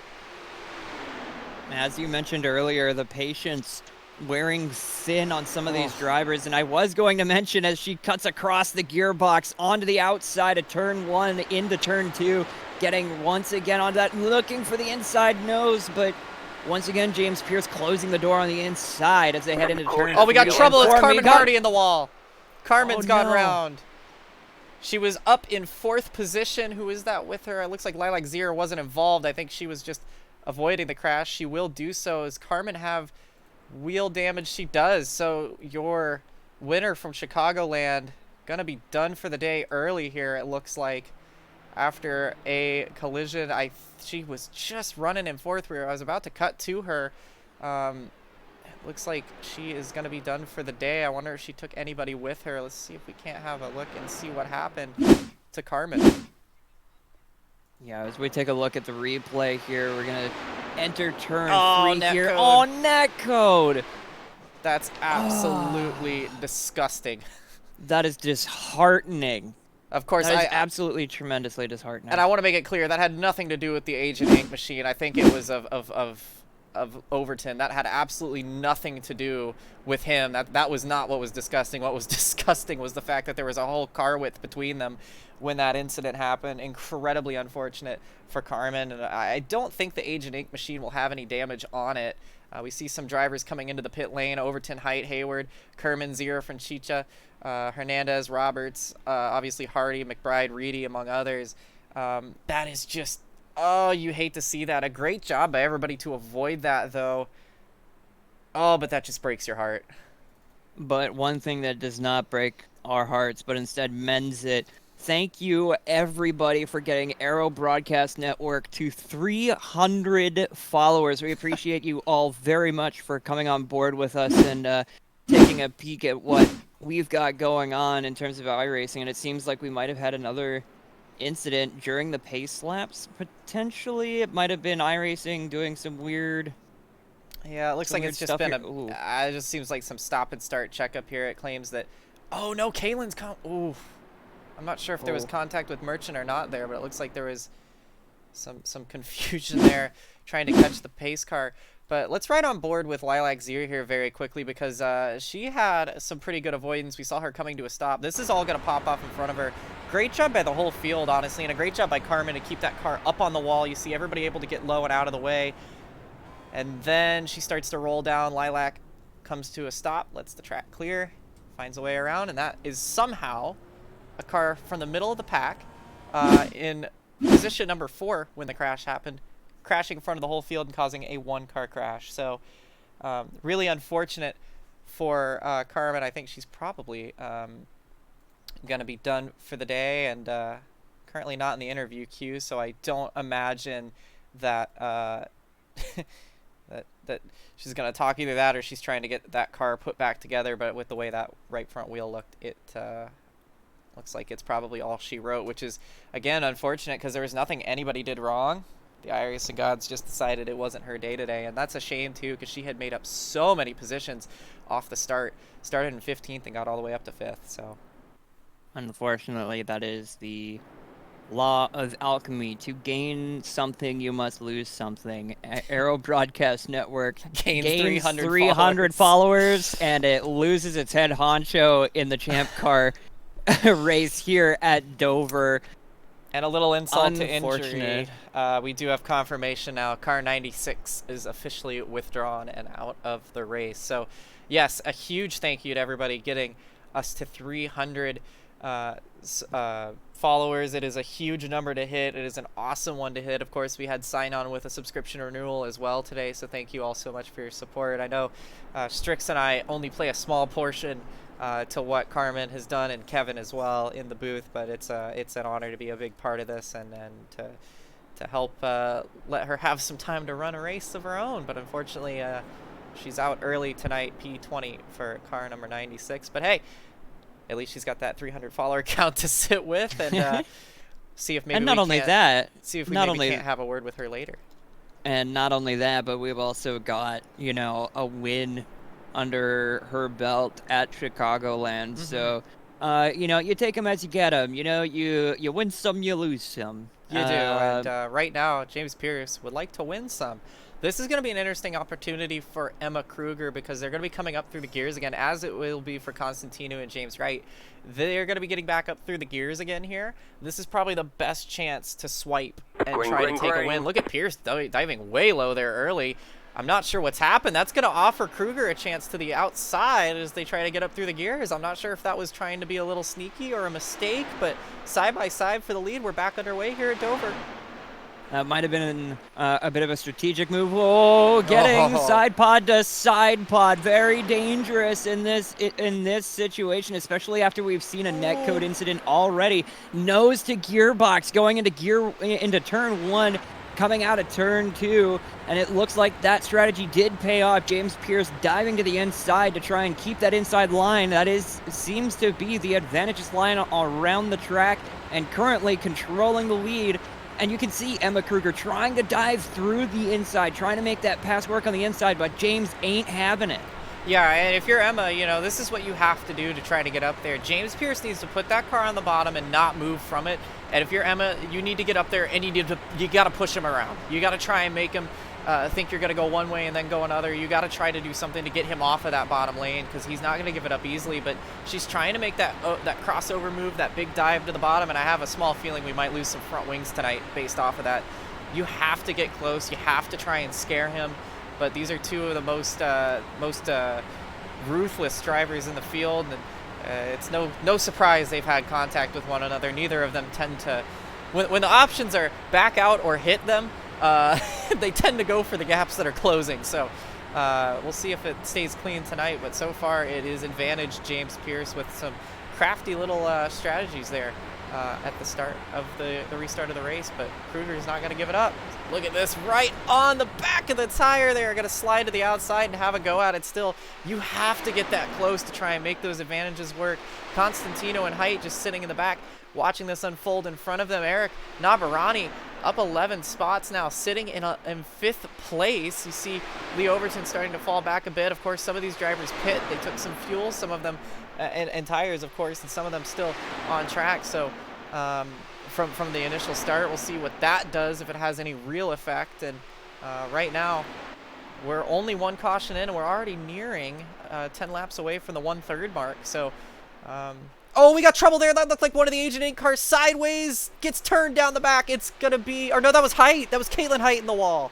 No caution looks like it's going to come out yet, but Caitlin got loose, and then she lost it altogether there. We'll see if we can very quickly rewind that and show you what happened. It looked like she might have had some contact from Eric Navarani. Oh, she absolutely did. Navarani just absolutely gets into the back of her. She does a great job trying to hang on to it there, but just gets tagged with some net code from James Pierce, or not James Pierce, excuse me, from Wright, James Wright, and Caution. Caution is now out as well. We have a caution, so I'm not sure if that... Oh, we got a huge crash. That's Lee Overton on his lid. And still flipping there is Frankie Franchicha, so a huge crash here to bring out the second caution of the day. Oh my goodness. Is he really going to pull that away? He's out of the race for sure, but Franchicha's going to get that car moving again somehow. Look at how it's crab walking. Well, yeah, it was That flying is- through the air. That is some intense damage, but yeah, unfortunately, while we were watching the broadcast, and we see like obviously a very serious incident on track now at the Delaware Challenge 150. Yeah, he's gonna give that one up. Already seeing some retirements here as Caitlin Height and Carmen Hardy, and now Frankie Franchica taking early exits from the race, and that's a very unfortunate situation. Is this gonna to be be in. Nabarani again, I wonder? That's gonna be Nabarani on the bottom. No, it wasn't. It was Franchicha trying to give Nabarani some room. Gets just gets right into Overton. Kerman gets into it. That's gonna be her day done. Huge impact to the catch fencing there. Thank goodness And I for mean, the this halo. is- And Yeah, and this is one of those situations where not having the trust of the other drivers is going to cause a serious incident. Because as we mentioned, Nabarani is moving around the race. Oh! Is that Cooper? That might have been Judith Cooper trying to roll the dice and get under the car, but unfortunately the front end Might have touching the been ground. netcode, I believe. I'm not sure if that thing had too much damage on it. We saw also the 02 car spinning in sympathy there, trying to avoid. Let's actually ride on board. But no, you're right. This precipitated because look at how much extra room they were trying to give Nabarani up in the mix of that there. But yeah, oh my goodness, what a moment there for Cooper. We'll go real speed here. There's the contact. Of course, now it's going to be a bit of a bouncy ball. You just got to kind of pick a lane, and oh my lord, I think she is going to get away with that. Holy cow. She is the female Moses. You're telling me. That is absolutely incredible. And we'll take a look here, see if she's still circulating. Yeah, she is. Just in front of her teammate, Olivia Hayward. So Judith Cooper having an absolutely insane moment, going underneath one another. I know we talked about these cars looking like jet planes, but some fighter pilot stuff. But oh my gosh. Also, Typically, you don't want to do some Cobra maneuvers in an Indy car, I don't think. well, we did it. So great job. If you're for doing her. Cobra maneuvers, if you're doing some Cobra maneuvers in an Indy car, something has gone seriously wrong. Yeah, we'll just take one more look here at it to really just have a peek here. But again, it's just real time. Overton turns in, but to be fair, Overton really expected Franchicha to be further down the racetrack. Really wasn't expecting. Here you see where I think that was actually Martin that net-coded Jared Merchant, who goes for 360. He's lucky that thing's still rolling after contact that significant. And he's, or that actually, I don't think that was the 02. That might have been Jason. No, it was the 02. So he's still in the pit lane. So he might actually be DNF'd from that one. But wow. Yeah. So our first real big crash of the day. Caitlin Height, of course, out of the race after that. And we're, yeah, Katie not happy in the chat here, and I think she is not the only one that is going to be knocking on Evangeline Porter's door after this one's over.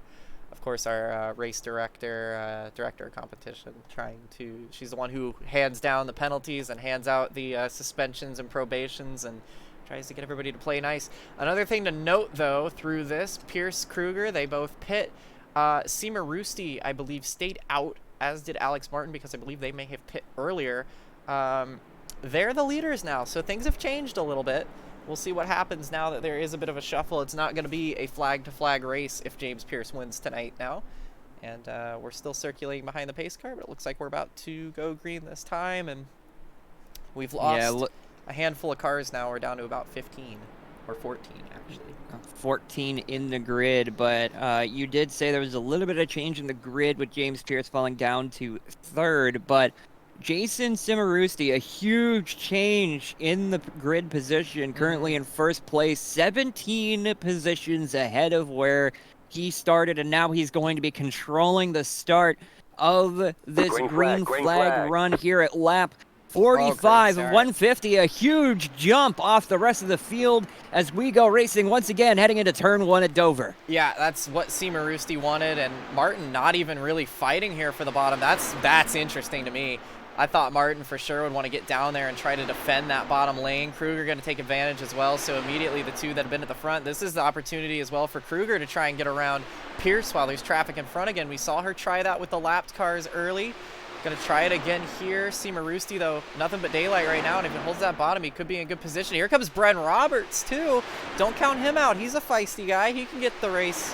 He can get some race wins. He can get the job done. That 84 machine looked for just a moment that he was going to try to make it 3 wide, and now you see Kruger on that top lane. That bottom lane is filled behind her, so now as they try to get around Seema Roosti, who stays high for some reason. Seema Roosti stays on the high lane. That's just going to hand it to Pierce and Bren Roberts now. So Roberts is the big winner here because he gains a spot and now puts himself into P2. Kruger, now he moves to the top, so Kruger fills the hole. Guys, I can't believe they're not trying to get to the bottom here, Strix.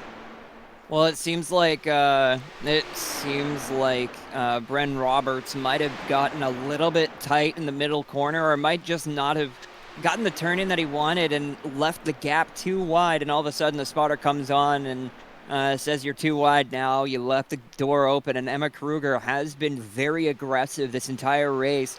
Very safe aggressive, but certainly aggressive nonetheless, trying to find any gap that she can muster, and now she's climbed her way back up into 2nd place with James Pierce as Bren Roberts currently in 3rd, 4 positions above grid, and Jason Cimarusti falling back into 5th position. So yeah, this is actually huge change. Yeah, this has opened the door for Constantino to move up into P3 in the number 57 car.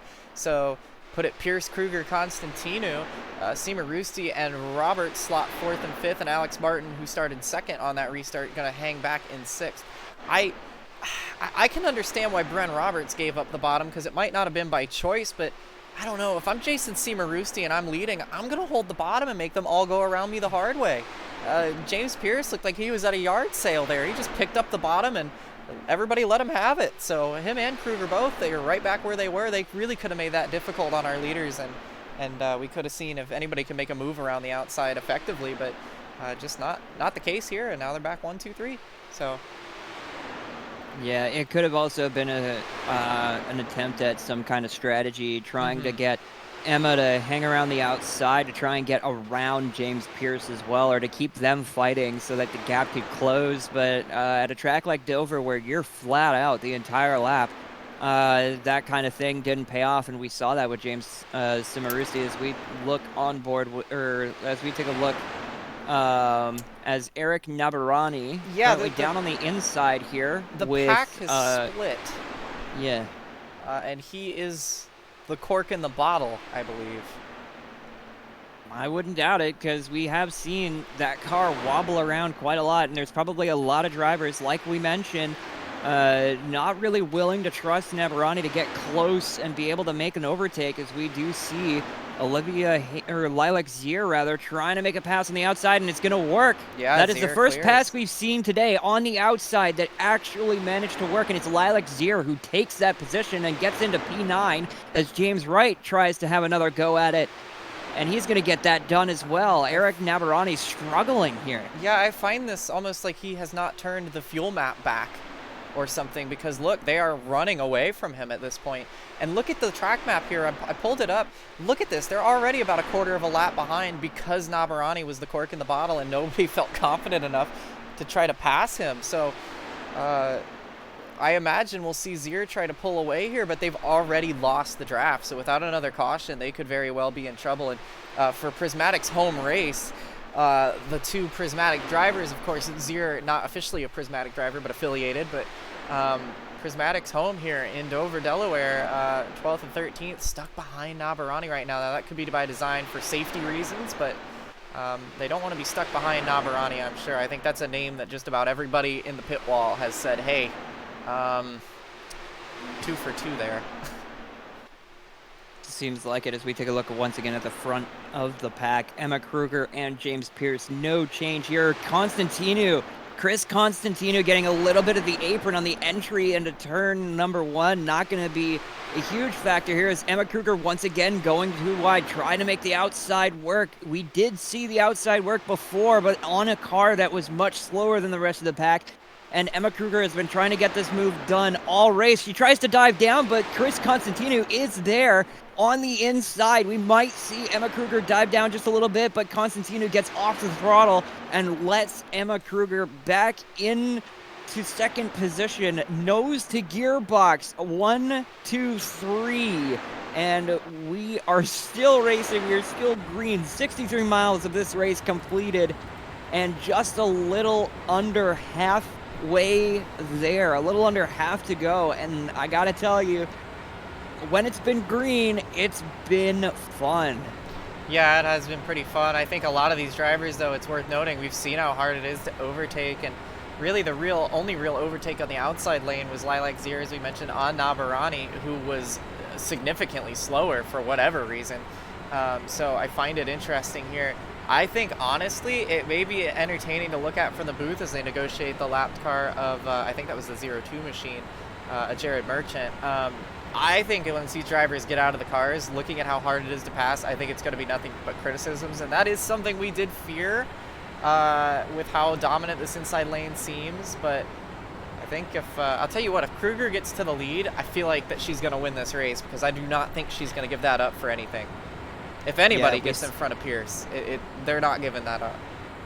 Yeah, and we saw Emma Kruger drop right back, and this might be a strategic move here. For sure. We've been seeing them nose to gearbox for a very long time under green, but Kruger getting a little bit of space between them, potentially trying to build up some kind of momentum to be able to try and make that outside work, because you're just not going to be able to get past James Pierce on the inside. He's been locking that down hand over fist. So a little bit of a blink. Foul.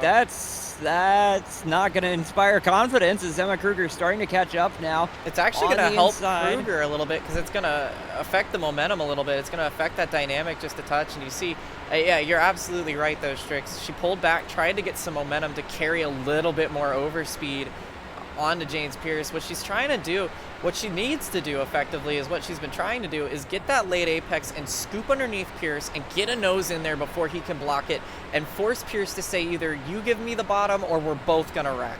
And admittedly, if Emma does get a nose down there and Pierce turns down, that's on Pierce.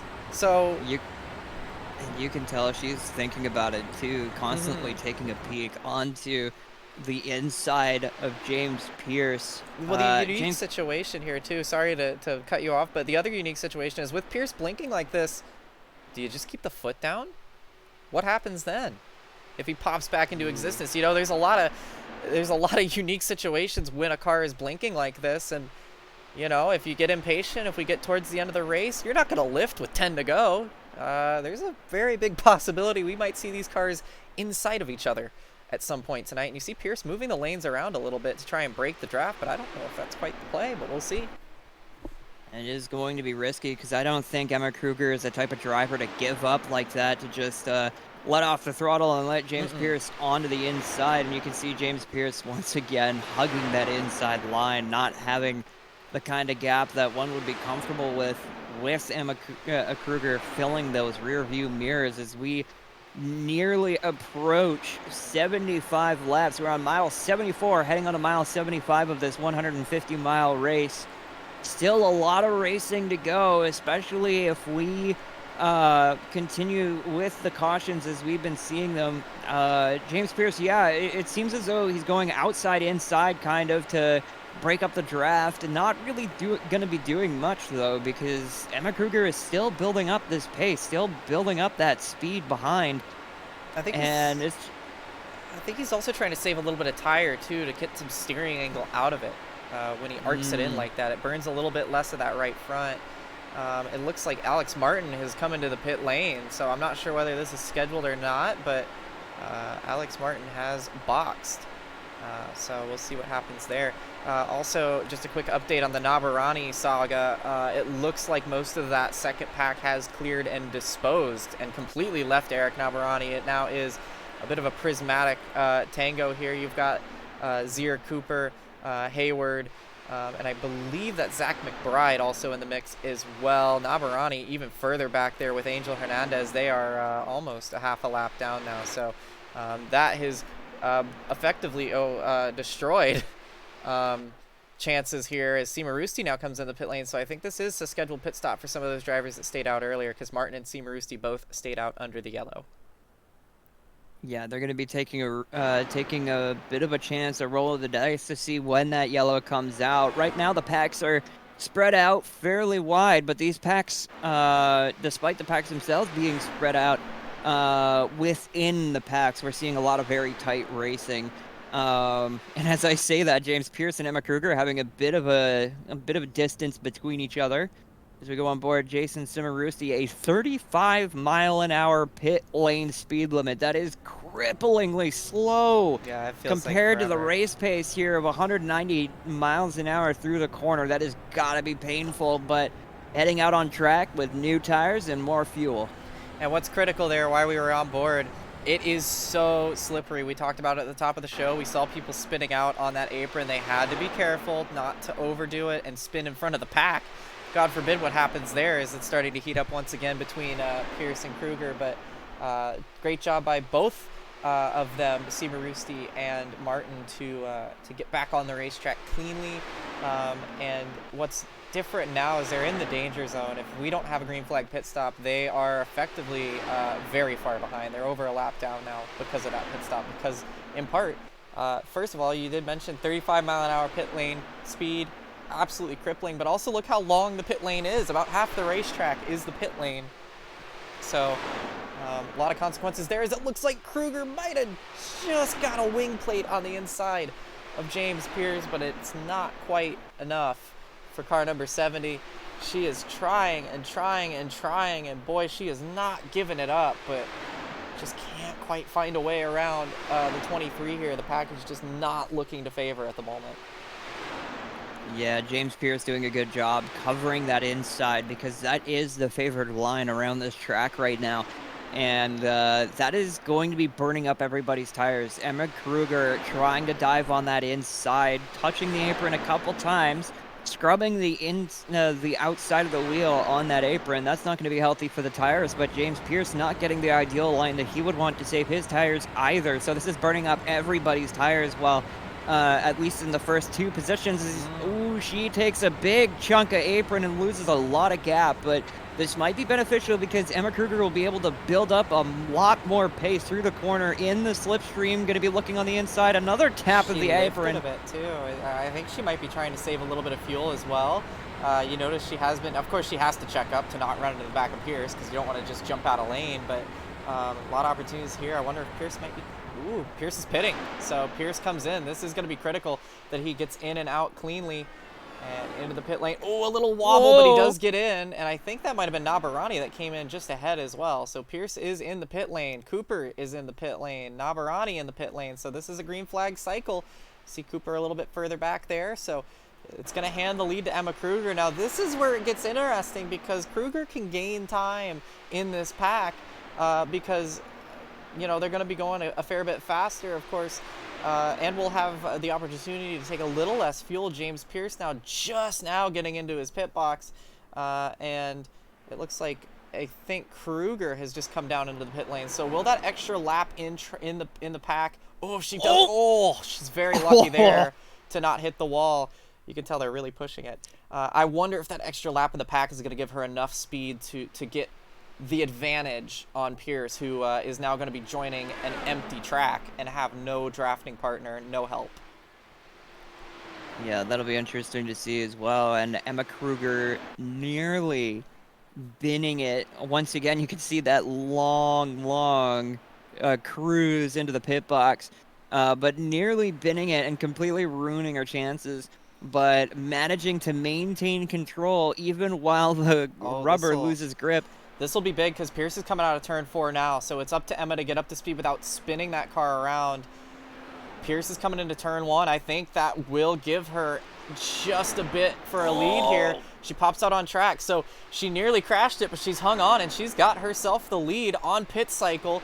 Nearly runs into Hayward there, but she's got the lead, and by a good margin. And I think, you know, she went big risk, but she got big reward there. She nearly hit the wall, but she got an optimal pit entry, and she took a little less fuel probably, so we'll see. She's got a good gap there over James Pierce. This is the battle for the race lead, and finally, after a 93-lap tussle, Emma Kruger has found a way around James Pierce, and I am interested to see what Pierce is going to do to respond to this. Yeah, it'll be interesting to see if James Pierce is even able to catch up. That gap is going to be a little bit too long for him to be able to gather up that slipstream and close the gap, but Emma Kruger has been on it the whole race, nose to gearbox against James Pierce. So it'll be interesting to see how she does on her own with open, clean air, maybe passing some lap traffic, if anything. But Emma Kruger, we saw, was being very aggressive, trying to move towards the inside of the corner, as we see James Wright exiting the pits. And yeah, currently James He's Pierce actually might spun. have closed the He's gap. spun out of the pit lane. He's crashed. He's crashed out of the pits. So he's looped it, and the caution now flies for that, because Jarrett Merchant apparently has also crashed down the front straightaway. So Jared Merchant has hit the wall. At the same time that was going on, James Wright has spun out, and James still apparently having issues because he's spun around again. So it looked like Jared Merchant just lost it on his own here. Let's see the replay of that. Oh, was it some netcode from Judith Cooper? Oh, come on. You gotta be kidding me. Not even close to contact there, but unfortunately... There was an entire 3 feet between the cars. That is... It's a bit ridiculous. You hate to see it. You do. You hate to see it so much. And then this is Wright pointing backwards. This is still the replay, so he's trying to get it spun around. He just came out of the pit lane. As we saw, he'd just given up the lead. He was on hot tires. This actually is going to help him a little bit. I think he still is going to end up losing a lap, but it could have been a lot worse with him pointing down there on a hot racetrack. So Hayward now pits, by the way, because they've just gathered up. Kruger leads Pierce, Roberts. Hayward comes down. Reedy pits, Cooper pits, Zier pits. This is going to bail out the Prismatic bunch because, remember, they've nearly crashed in the back there. I don't think they quite have, but that was very sketchy there with, I believe, Kaylin Kerman nearly, or no, it wasn't Kerman. I think it was Constantino that almost plowed into the back of James Wright. So sketchy bits there, but this is going to bail out those Prismatic cars, considering the fact that they had been caught up behind Nabarani there on that opening stint, and as well as Zach McBride, who was with that group as well. So that's what they wanted to see, and it's good that we had that caution come out after a green flag cycle, so it looks like everybody will be just about back where they should be. But wow, on a night where we hit 300 followers on the channel, it has been no shortage of drama and no shortage of strategy games, and Emma Kruger finally finds herself in the lead. Can she hold on to it? This is going to help for some fuel saving. I wonder if she underfueled that car at all, but number 70 out front for the first time tonight, trying something different and finding herself ahead of Pierce. Pierce putting up a great effort as well, one of the strongest contenders to win, as we now see, I think that's Angel Hernandez jumping into the pit lane, one of the number 15 cars. So it'll rack it up, and we'll get ready to go again for another restart here. We have not had a ton of cautions tonight, which is a good thing, but when we've had them, gosh, Strix, they've been pretty big. Yeah, they have tended to be pretty big. The first incident tonight, Carmen Hardy self-spinning and thankfully not taking any other cars. with her in that incident, but since then we've had multi-car pileups. We've had close calls with Judith. I believe it was Judith Cooper Underneath. barely missing a car by driving underneath it. But that chaos has stricken quite a few other drivers. We have DNFs from, like I mentioned before, Carmen Hardy, but also Frankie Franchica, Caitlin Height, Leigh Overton, Kaylin Kerman, a lot of DNFs here.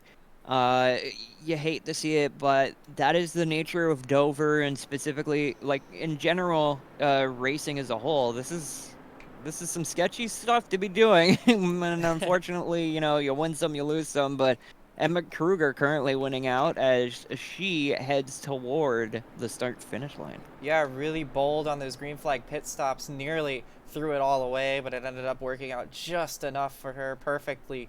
She turned a calamity into an opportunity and ended up with that perfect pit entry that we saw. James Pierce going a bit more gingerly into the pit lane, looked a little more, a little more under control there. But it's also worth noting, drivers that pit on this caution, the ones we just saw, they can save fuel to avoid making another pit stop here. So if they save fuel, they could be good to the end. So we could add an element of fuel strategy, which might give us a little bit more excitement at the front, because we know passing has been difficult.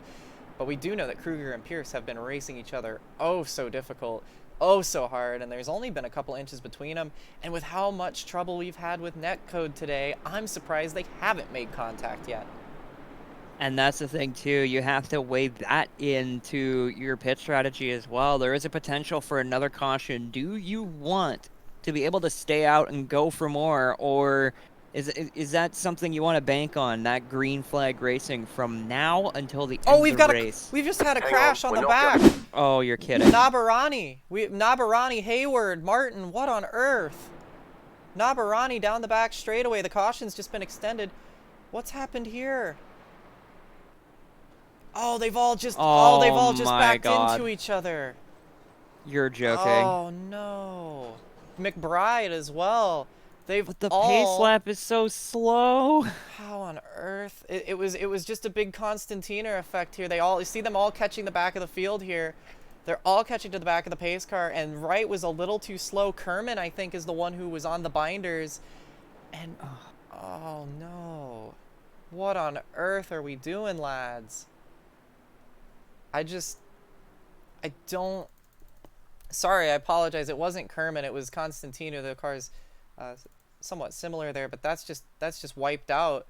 Yeah, see, they're all checking up here, and oh goodness, and nobody's seeming to stop for that. It's hard to stop for, but that's Hayward out, is it? Or at least in the pit, I'm not sure. They're all in the pits now. There's 8 cars on track as a result of that.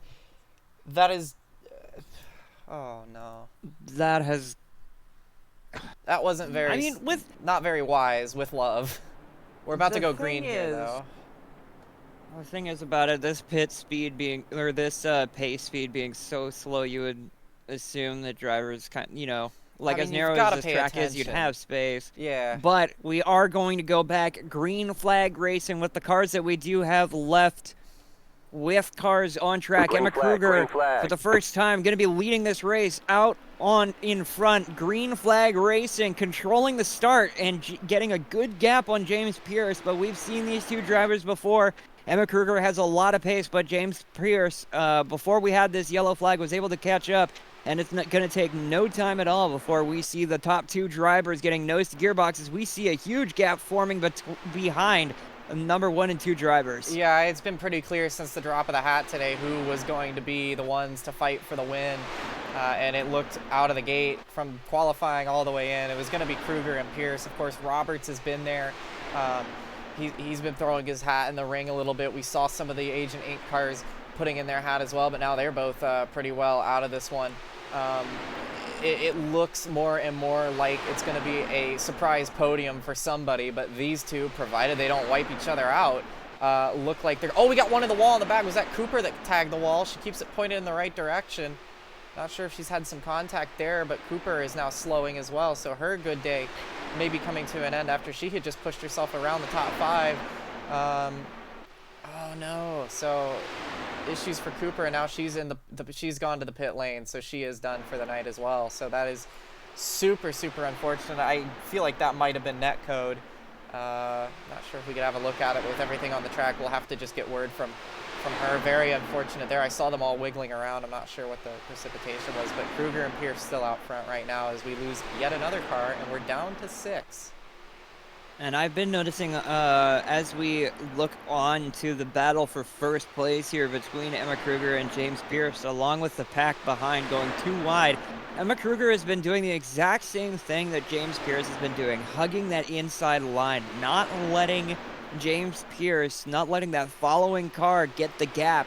And that's pretty much the way that you've been able to, that's pretty much the way that Emma has been able to control this race. It's the way that James has controlled this race from the first half of this 150-mile race. But James Pierce, once again, doing the exact same that Emma Kruger was doing, following nose to gearbox, waiting for that opportunity, waiting for that little mistake that might allow the nose to get dipped in just a little bit. We may also see James Pierce peek up on the outside and get some help on the outside to see if they can pass, but with how strong the inside line is, I'm not sure if we're going to see any big changes in strategy here as we head through mile 109 of 150. Yeah, but the big issue here for Pierce, and this might be where a tinge of desperation might be showing, is that we saw how much Emma Kruger was pushing, was not able to find a way around Pierce until the pit stop cycle. So Pierce only with the option of, if they make another pit stop, if it goes green from here, it's going to be difficult to pass on the track. So does he even try to make those moves, or does he just try to save as much fuel as possible so that if they do pit again, he can only have to do a splash and dash and maybe do what Kruger did to him? They're all giving each other a taste of their own medicine right now with the roles reversed, and Bren Roberts sitting there rubbing his hands together thinking, well, I don't care about either of you. I hope you both wreck and I come through and take a surprise victory. Don Reedy and Jason C. Marusti wouldn't mind that either, and put them both on the podium as well. So that's not out of the question. Again, remember, these two came to blows racing for the lead last night in Indianapolis. So it is more than possible that these two have gotten together. They have before that as well. They are no strangers to each other. They race each other hard, and they tend to race each other fair, but when they race as hard as they do, inches become centimeters, and sometimes iRacing fills in the gaps. Sometimes they fill in the gaps with each other's front wings. So we'll see what happens here as time does begin to tick away. We're running out of cars, so the likelihood of a caution gets less and less. 6 cars on the lead lap. You have James Wright and McBride floating around the track as well, 2 laps down to try and have something here about it. I think it's James Wright on track. I think McBride might be in. It's right off side by side. Oh, James Pierce might have figured something out, getting a lot of a run off the outside. Going to be passing Emma Wright on the outside, but Emma Kruger coming back on the inside. This is going to be a huge battle. James Pierce able to find the pace that Emma Kruger could not on the outside. Heading through turn 1 and 2, and Emma Kruger is going to hold on, but that is going to be changing things for the rest of the race. Emma Kruger now on watch because James Pierce able to get a huge run on the outside and nearly make a pass. This is changing everything. Yeah, well, I think there might have been a little bit of a situation with the weight jacker. Again, these drivers can adjust small things in the cars. They can adjust the weight jacker, which obviously moves the weight amongst the car, and they can adjust the anti-roll bars. And sometimes when you're all so close together and everybody runs so even, those minimal adjustments can make a big difference. It was something we saw at Auto Club. Definitely a little bit of contact there as they come down the back straightaway. If there wasn't, that would be impressive, but still really trying to go for it. But James needs to be careful because look who's knocking on the door behind him, Bren Roberts. And we saw that happen to Emma earlier where she got shuffled out for a minute because she gave up that bottom lane. So James is going to have to be thinking here and thinking about when to make the move, and he's going to need to make it stick. And the other thing is Emma Kruger might be making adjustments in that car now to try to cover. So, you know, there's a lot of mind games going on right now. It's very hard to pass on the racetrack. That's been clear enough tonight, but it seems like there might be some cheese afoot, and I'm not talking about the ones from Lakeview. So. Yeah, that's one thing that we neglected to mention was the in-car adjustments. You can take that weight jacker and adjust it, change the balance of the car, and I think that's probably what James Pierce was able to do to gather up that much pace. And Emma Kruger, of course, I think we might have a wreck towards the back end of the field. It might have been James Wright. Yeah, I think Wright called it a night and pulled it to the pit lane. Not sure if he hit the wall all by himself, but we do stay green, so he's not really going to lose much other than to Zach McBride. I think he was the only one there that was involved with any kind of damage. So Wright falls to 8th. McBride, of course, they were both lapped down, remember. So it's still a 6-car fight. Lilac Zier is the 6th place car. Again, you're wondering maybe why the ticker is not scrolling as Zier now moves up to 5th as soon as I say that. Might be wondering why the ticker isn't scrolling anymore with only 5 cars on the track in contention. It makes more sense to just have it like that. And you can see Simarusti and Zier battling it out behind at the tail end of this field. Zier on that inside lane, I believe, and Simarusti on the top side. Yes, they are. And I think behind them is McBride, the left car. So up front, though, that pink car of Kruger leading ahead of Pierce. Pierce trying to find a way by. Potentially another round of pit stops to go here.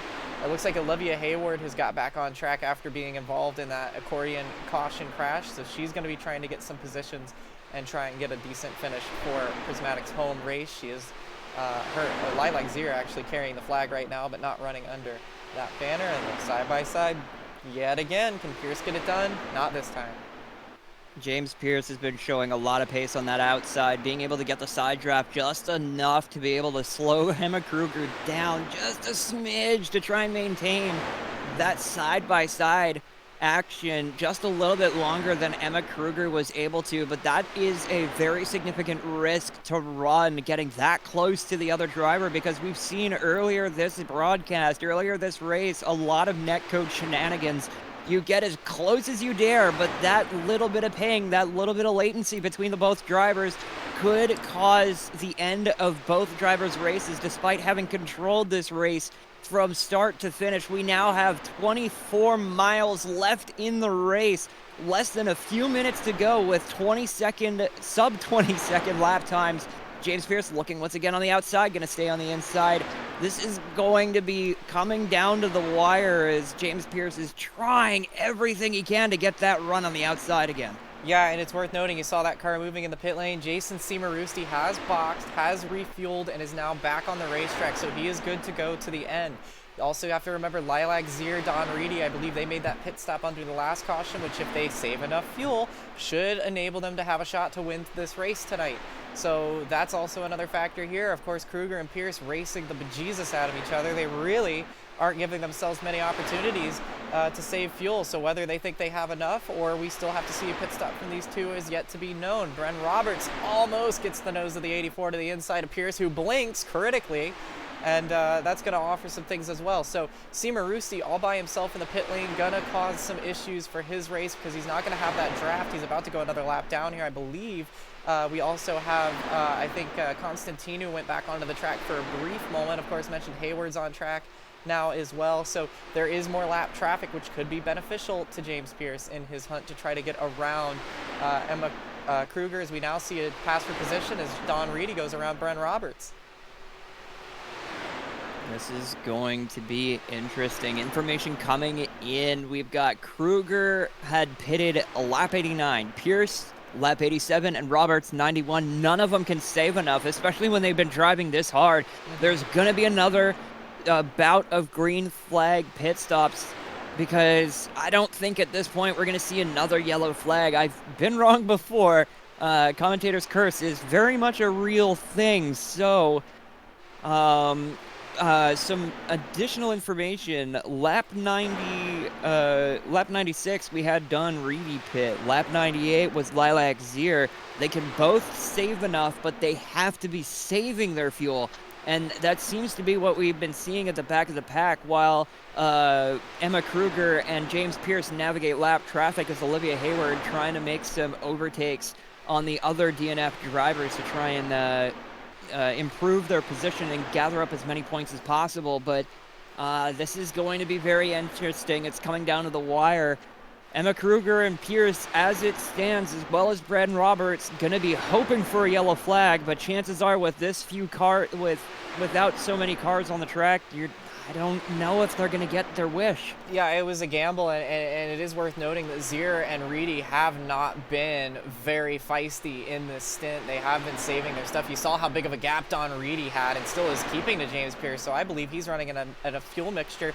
Here comes Kruger into the pit lane now. Can she get in and out? Because this might be for position against James Pierce, even if it's not for the win. She's coming in incredibly hot, but once again, I think she's going to get away with that one. So now it's off to James Pierce. Don Reedy now is going to be in the wings. Has he saved enough fuel? I think this might come down between Reedy and Zier if they saved enough. And there's still a little time to save some more. But Pierce stays on the track yet again here. Oh, we've got a penalty. Kruger too fast entering pit lane. That is going to be huge. Yeah, that's race ending right there. That's going to take her out of the top 5 altogether, I believe. So she comes back into the pit lane. Now here comes James Pierce, though. I think the only consolation to Kruger is it might not matter because I have a feeling it's going to be between Reedy and Zier. And I think he might have been in hot. I think he's going to get away with that one, though. But yeah, they were both coming in pretty hot, so we'll see what happens there. It's right now Bren Roberts, who still needs to, we assume, make a pit stop as well, though he's been saving quite a bit. How much has he saved? 12 laps to go. Suddenly, the two rookies of Don Reedy and Lilac Zier are looking at an opportunity to win the race. 3 cars remain on the lead lap, and you're looking at all 3 of them right now, plus a lapped car there of Seamer Roosty in the number 9 on that high lane in the Haviland machine. Pierce out of the pit lane. Looks like he's good. Zier has to make a 3.74 mile per gallon. I don't know if we'll be able to see this kind of data, but let's hop on board and see if we can read those dash numbers. I don't think we're going to be able to get that specific information. I think that is held behind us, but we get a great view of what it looks like to be looking at a potential chance to win here. And honestly, you don't have to quite make it. This is a short enough track. These cars are trimmed pretty well out. You could clutch coast if you run out down the back straightaway, because remember, they have over a whole lap on these fields. And you can see she's still lifting significantly. So she is trying to make it to the end here.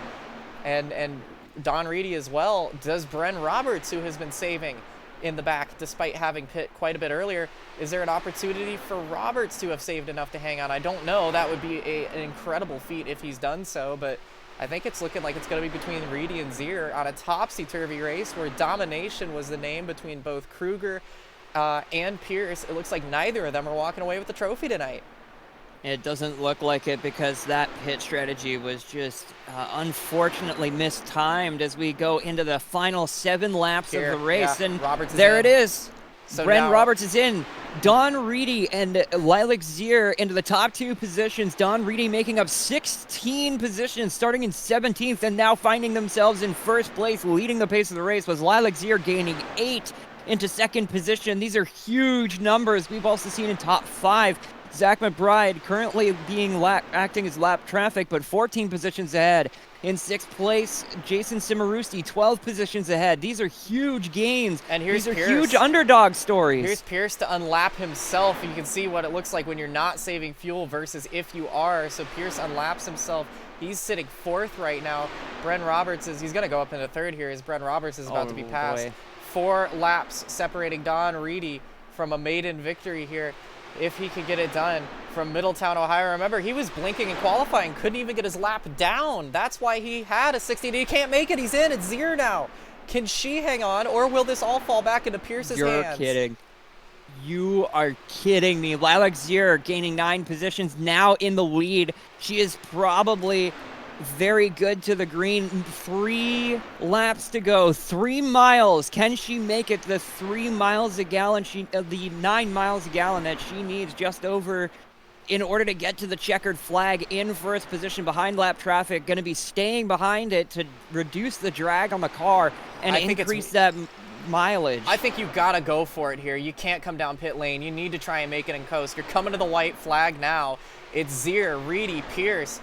Roberts might try to sneak back onto the podium here since Reedy's made the pit stop. White flag is out, though, for Lilac Zier. She's a mile away from winning. Her best finish was 5th at Chicagoland. The Vijay Judd car may just throw itself into victory lane. Through the final corners, lap traffic to help save fuel. She could coast from here. Checkered flag by an entire lap. Lilac Zier is going to win the Delaware Challenge 150 at Dover, and I don't think a single soul could have predicted that coming in. Congratulations to her on a car that she doesn't like, a car that she doesn't have experience with. She's done it. Does she have enough fuel for burnouts? I sure hope so. And seeing this kind of win from Lilac Zier is tremendous. Like, it just mends my heart as we see Emma Kruger driving past in the background. That is immense.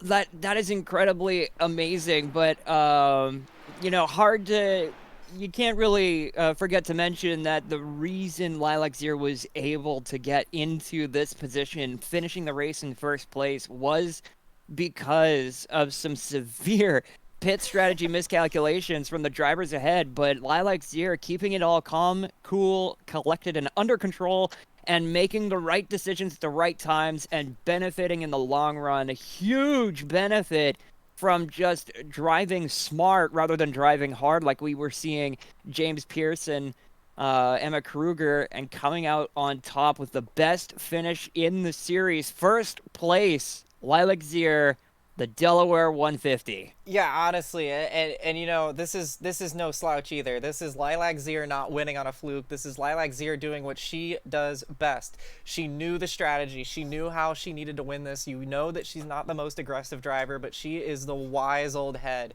One of the most, one of the older drivers in this field, and that experience comes into play today, and it shows that doesn't matter your age, you can still win these things, and she did a brilliant job. Absolutely smacked them with the strategy book, and it shows Pierce and Kruger, they're too lost in the sauce. They were fighting each other. They didn't want to give up that track position. I think they were probably banking on some more yellows, but we talked about it at the top of the show. We're gonna run out of cars. We're gonna run out of opportunities for cautions. Brilliant strategy by Lilac. Nothing but respect to her, and this is what she does best. She plays the strategies, she takes care of it, and when it comes down to fuel saving, there is nobody better than Lilac Zier, and it shows here. The Bijit Judd machine, you see her doing some happy little wiggles. We'll see if we can't talk to her here in a minute, but the Pennsylvania native, a little far away from home, but we can change that best finish fifth to best finish first. It is all Zier tonight. Pierce ends up second. Roberts third. Reedy even with that pit stop, still a top 5, so a good run there. Seema Roosty ends up leaping Kruger for top 5 after Kruger's speeding penalty. McBride 7th. Hayward 20 laps down comes back for a top 10 finish still in 8th. Wright and Cooper 9th and 10th. Martin Nabarani, Constantino, Hernandez, Merchant, Kerman, Overton, Height, Francica, and Hardy. That is the full abridged unofficial finishing order there. So see if we can't have a word with Lilac, see if we can't pull her in here in a second. And Lilac, this is Christina in the ABN booth with Strix. You got a copy. Your mic is muted in Discord, so fair warning. There we go. Can you hear us? There you are. Yeah. Well, first of all, I bet you feel very smart right now. You watched everybody race in front of you, saved all that fuel. Brilliantly played. You are now an ABN Champ Car winner, and a car that you really didn't even like that much. Walk us through that final stint for you. Well, okay. So the main thing was there's no way it's going to go green, right? So we're not going to have fuel mileage, right? unless the cost comes out with 50 to go, which it did, or about 50 to go. And I thought, there's still too many cars left to be in the pack anyway. I might as well top off. And then I got to into the top 10, and then they crashed under caution, which is never good. And that unfortunately took out Olivia, who I think would have had the same strategy, but probably been ahead of me. And then we got going, and I'm like, oh, it's marginal. I don't know if I can make it, but I'm going to try. And then I was running just about 5th, and I thought, okay, well, some of them will probably make it, but I could maybe get a podium, right? No way all of them run out, right? And they all ran out. So how was the emotions those last 2 or 3 laps, sitting behind lap traffic, having the perfect scenario for you to make it a whole lap ahead, one of the largest margins for a Champ Car race to be won by in an incredible fashion too. It was no fluke. You had the strategy from the drop of that final stint. What are the emotions like knowing that there's no way you lose that in the last couple laps? Well, I just thought, the only way I lose it is if I lose focus and put it in the wall, which can happen at any time with an IndyCar, honestly. So I just had to be real careful and just, stay mindful of that and just let the lap cars continue to help me save fuel, because I barely made it to the line. I didn't have enough to get around for a burnout or anything. Aw. I ran out right at the line. I was gonna ask if that was the reason why we hadn't seen any burnouts. That is so unfortunate. But I gotta say, like watching you, like throughout most of the broadcast, we hadn't mentioned you a whole lot because you were just kind of sitting in the pack, minding your own business and doing your own race, and then all of a sudden, like everybody starts dropping like flies, either through wrecks or pit strategies not quite working out, and now here you are on the top of the podium in the ABN Champ Car Championship, race number 3 here at the Delaware Challenge 150 in Dover. Is there anybody out there that you want to thank? I want to say thank you to all my friends for being nice, and I'm sorry that I'm annoying sometimes, and I'm working on it, but thanks to Prismatic Motorsports, even though I'm not running a Prismatic car right now, it's a good community. Thanks to my teammate Callie for not showing up for the whole season so far. But she'll probably show up eventually, I guess, right? If not, oh well, it's fine. I'm no pressure. I'm joking. This is the annoying part where I'm annoying. No, you're fine. You're a race winner. It doesn't matter how annoying you are. You're a race winner now, so they gotta live with it. So I didn't practice for this part. You're fine. You're just fine. But thank you very much for popping in for an interview with us. Congratulations on your first Champ Car race win here at Dover, of all places. One of the craziest tracks I think I've ever seen happen. One of the craziest events I've ever seen happen, and one of the most exciting, certainly. So, congratulations, and I hope you really soak it in and enjoy it. I think I dodged every wreck in the race. You did. We caught I think it. I had to stop twice. For Carmen, at least for the first one, it just came to a complete stop. So you were a parking lot. You went everywhere today, and you get to park it in Victory Lane once your crew pushes you there because they saw. Yeah. Enjoy that one, Lilac. Good job. Thank you for the broadcast. Thanks ABN for putting this on. All right, now we are going to skip over to our third place finisher, Bren Roberts, coming in the bottom spot on the podium. Third place, but certainly nothing to shake a stick at.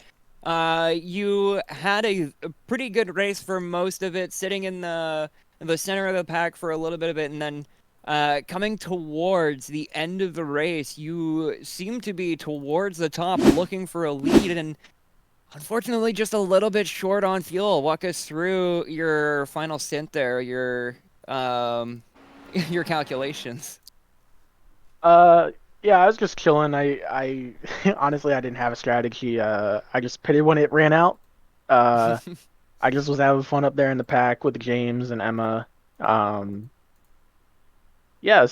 really have a strategy, and came home with the best 2-lap down finish of all time. It was a really good effort.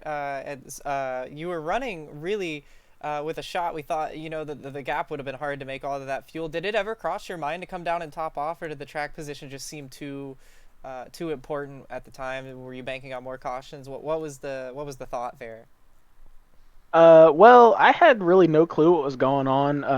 Most of the race, there was like a bunch of wrecks, and some people are angry. So I kind of was thinking hey, the track position's pretty good, and we'll probably have a caution in about 10 laps, and it just never came. So that's just the way the dice rolls, I guess. Yeah, but also with that dice roll, you were able to avoid some pretty significant incidents on track as well. We saw a couple of cars flipping and flying, doing some Cobra maneuvers in midair. We saw some other incidences as well, but you were able to keep the car clean and at least bring it home for a podium finish, despite the fact that you had to come in for fuel on the last few laps there. But in terms of tackling Dover, we all know that we've seen this is a very dangerous course to drive around, very fast, very not a whole lot of space to maneuver. So how are you tackling the pack racing here? How was your mindset driving with the other cars?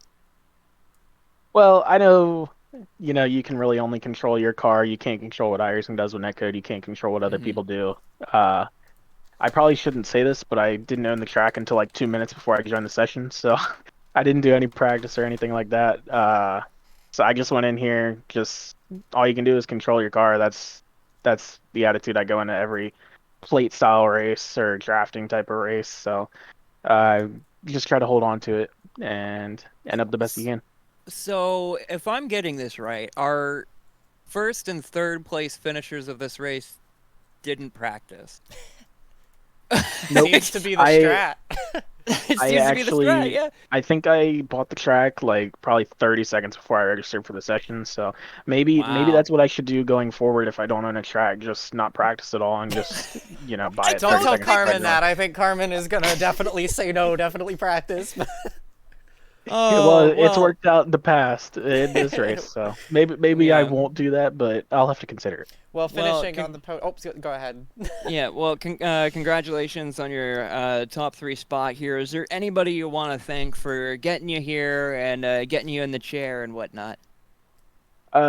Jacob wasn't here tonight. I don't know how many races he'll be at in the future. His schedule is going to get pretty busy, so I'll be missing him out there with me. But this was Jared in the O2. This was his first race today, and he didn't make it very far. But yeah, I'm glad to be racing with him finally in an IndyCar league. I hope he continues to show up.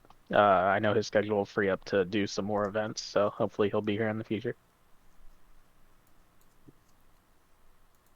All right. Well, thank you very much. Yeah. That will be. Does not appear that we can get James Pierce. We no, do he is there have. now. Okay, we'll talk to James Pierce. So we have in the booth now, finally, we have our second position finisher, James Pierce. Unfortunately, losing the opportunity for the win out of the just pure fuel mileage, but managing to squeak out second position anyways, despite needing to make a last-minute pit stop. So walk us through what was going through your head towards those final laps when you were running out of fuel. It was pretty comfortable, especially with me and Emma Carter. We kind of seemed to Emmy Kruger. Whoops, I have not been here that long. Whoops. I was just one of the things. I just kind of drove to whatever my little fuel calculator and AI says to drive to. So I felt confident in that, and hasn't served me wrong yet. So that's kind of what was going through the head. Was just making sure that whenever it says to go in, it tells me to go in, and I go in. Yeah, so unfortunately that didn't quite work out as intended. I think just a little bit unfortunate as well, because you were controlling a race pace from the front, but as a result of being out in front for so often, adding like all that drag that you have as a lead driver in a pack, losing all that fuel mileage and stuff has to be frustrating. But that being said, you and Emma Kruger were having some very dicey, interesting moments between each other, though. And I gotta ask you as well, did it really bother you at all seeing Emma Kruger get so close to the gearbox of your car and constantly looking on the inside when you already had it covered? Like, how did you feel? What were you thinking at those situations? Not really nervous. I've had it, especially in the GT3 and the WSL that I race in. That's pretty much how close people are on road courses, especially like Monza, stuff like that, bump drive. I think we might have lost James there periodically. Yeah, looks like. Sorry, a little bit am I of back? Discord. Yeah, you're back. There you are. Cool. Sorry. So you were talking about the GT cars and the road courses. Yeah, with the leagues I race in, especially with Twisted Racing, that usually that's how close people are in the road courses. So it doesn't really phase me too much on the ovals, but the net code was more of the kind of fear factor. But you had to put it out of your head if you're gonna race that like that. So you can't really let it affect you. So you kind of just race your race, and if it gets you, it gets you. It's just like the Cthulhu on that one. Just gotta get ready for it. I wanted Yeah, to. and it's good. Oh, Sorry, it's good that you mentioned netcode as well, because that certainly played a factor in a lot of the incidents we saw on track. But Christina, you had something else to add. yeah, actually, I wanted to ask about that because we saw some super close racing between you two. Did you have any 0x's that you noticed between you two? Because we knew it was really touch and go. It looked like a good battle, despite maybe the package not wanting to allow for some passing. Y'all definitely got very close and had a couple of. You actually had gotten ahead of Emma by about a half a car length at a time or two on that top.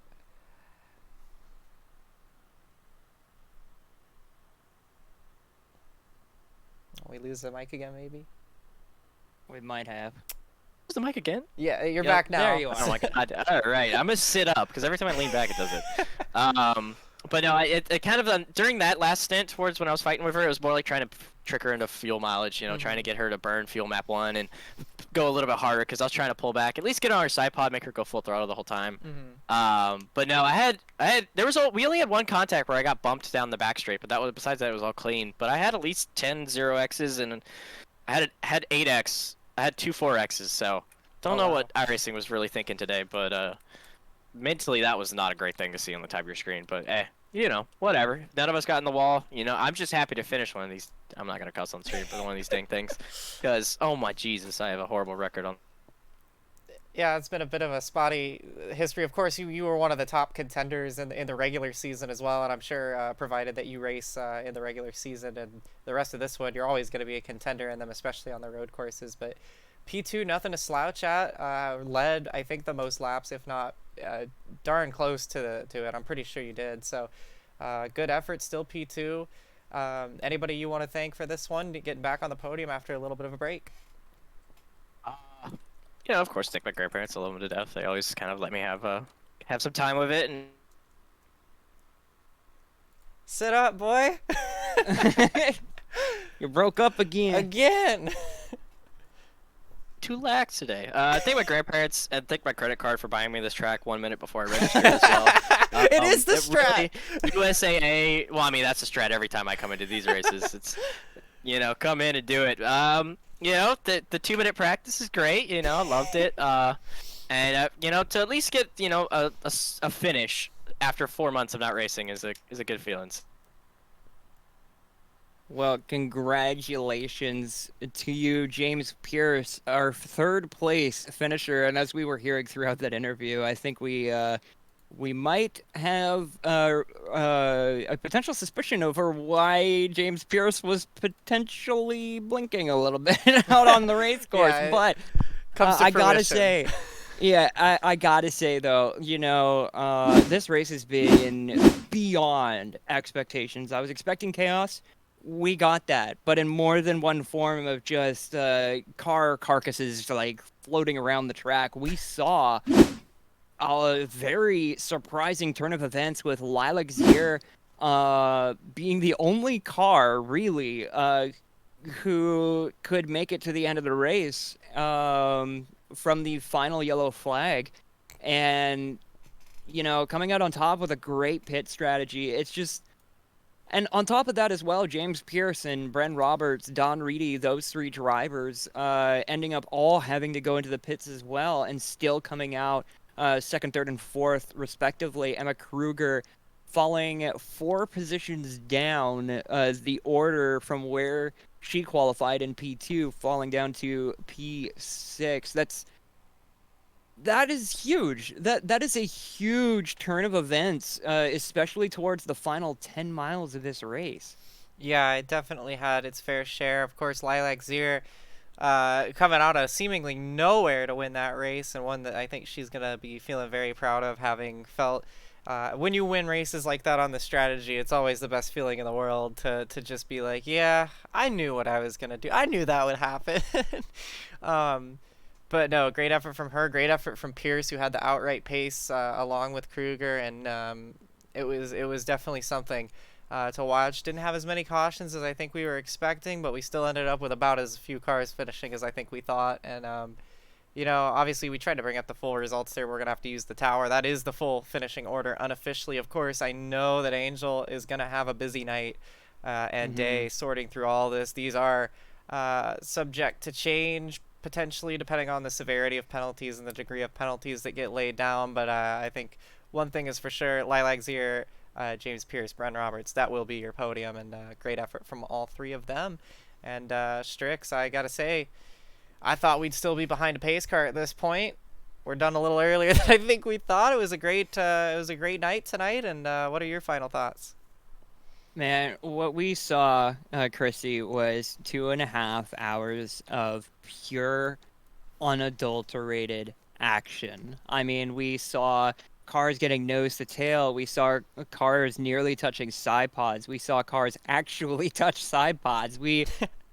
We've seen like a lot of huge moments here in the Aero Broadcasting Network Champ Car Series, but tonight takes the cake. You know, you saw a lot of very risky maneuvers. You saw a lot of, you know, boneheaded mistakes, but also you saw some absolute brilliance out on track with the pit strategy and all that. So overall, coming away from this, you saw basically the perfect race. You had wrecks and spills. You had, you know, heartbreak and, you know, just an overwhelming sense of, you know, accomplishment from drivers all around. And, you know, I don't think anybody would be going away from this broadcast wishing for anything. Yeah, you know, I think we did the best with what we were given here. I think the package provided some challenges for our leaders, and we had some incidents. They were bound to happen. We definitely had a few moments that I think are going to be ones that we're going to look back on and hope that we don't have any more of those particular ones. But all in all, I think that went a lot better than I think some of the drivers had thought it would. It went a lot better than I think some of us may have feared in the paddock and in the grandstands would have feared it would have been. But all in all, Lilac Zier out on top tonight, did a great job with the strategy and taking home the trophy along with Pearson Roberts on the podium. That's going to do it for our broadcast for the Delaware 150 from Dover. Again, thank you all so much. We hit 300 followers tonight on Twitch. That is an amazing achievement, and what better race than a crazy Thursday night shootout to make that happen with our flagship series. So thank you guys all so much for the love and support. Again, thank you Sign On for the subscription renewal at the start of the event as well. We hope you all enjoyed so much. We will be back again very soon for the next round of the Champ Car preseason challenge from Strix 9 Pulsatrix. I'm Christina Ryan. Thank you so much for watching, guys. We'll see you next time.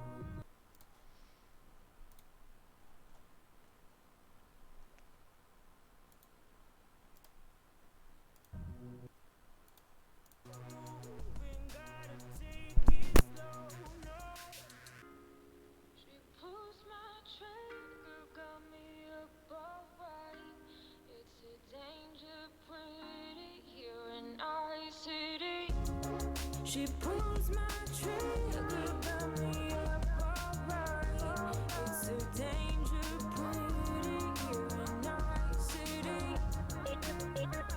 Here in Night City, got me up alright. Here in Night City. She pulls my trigger, got me up alright. It's a danger.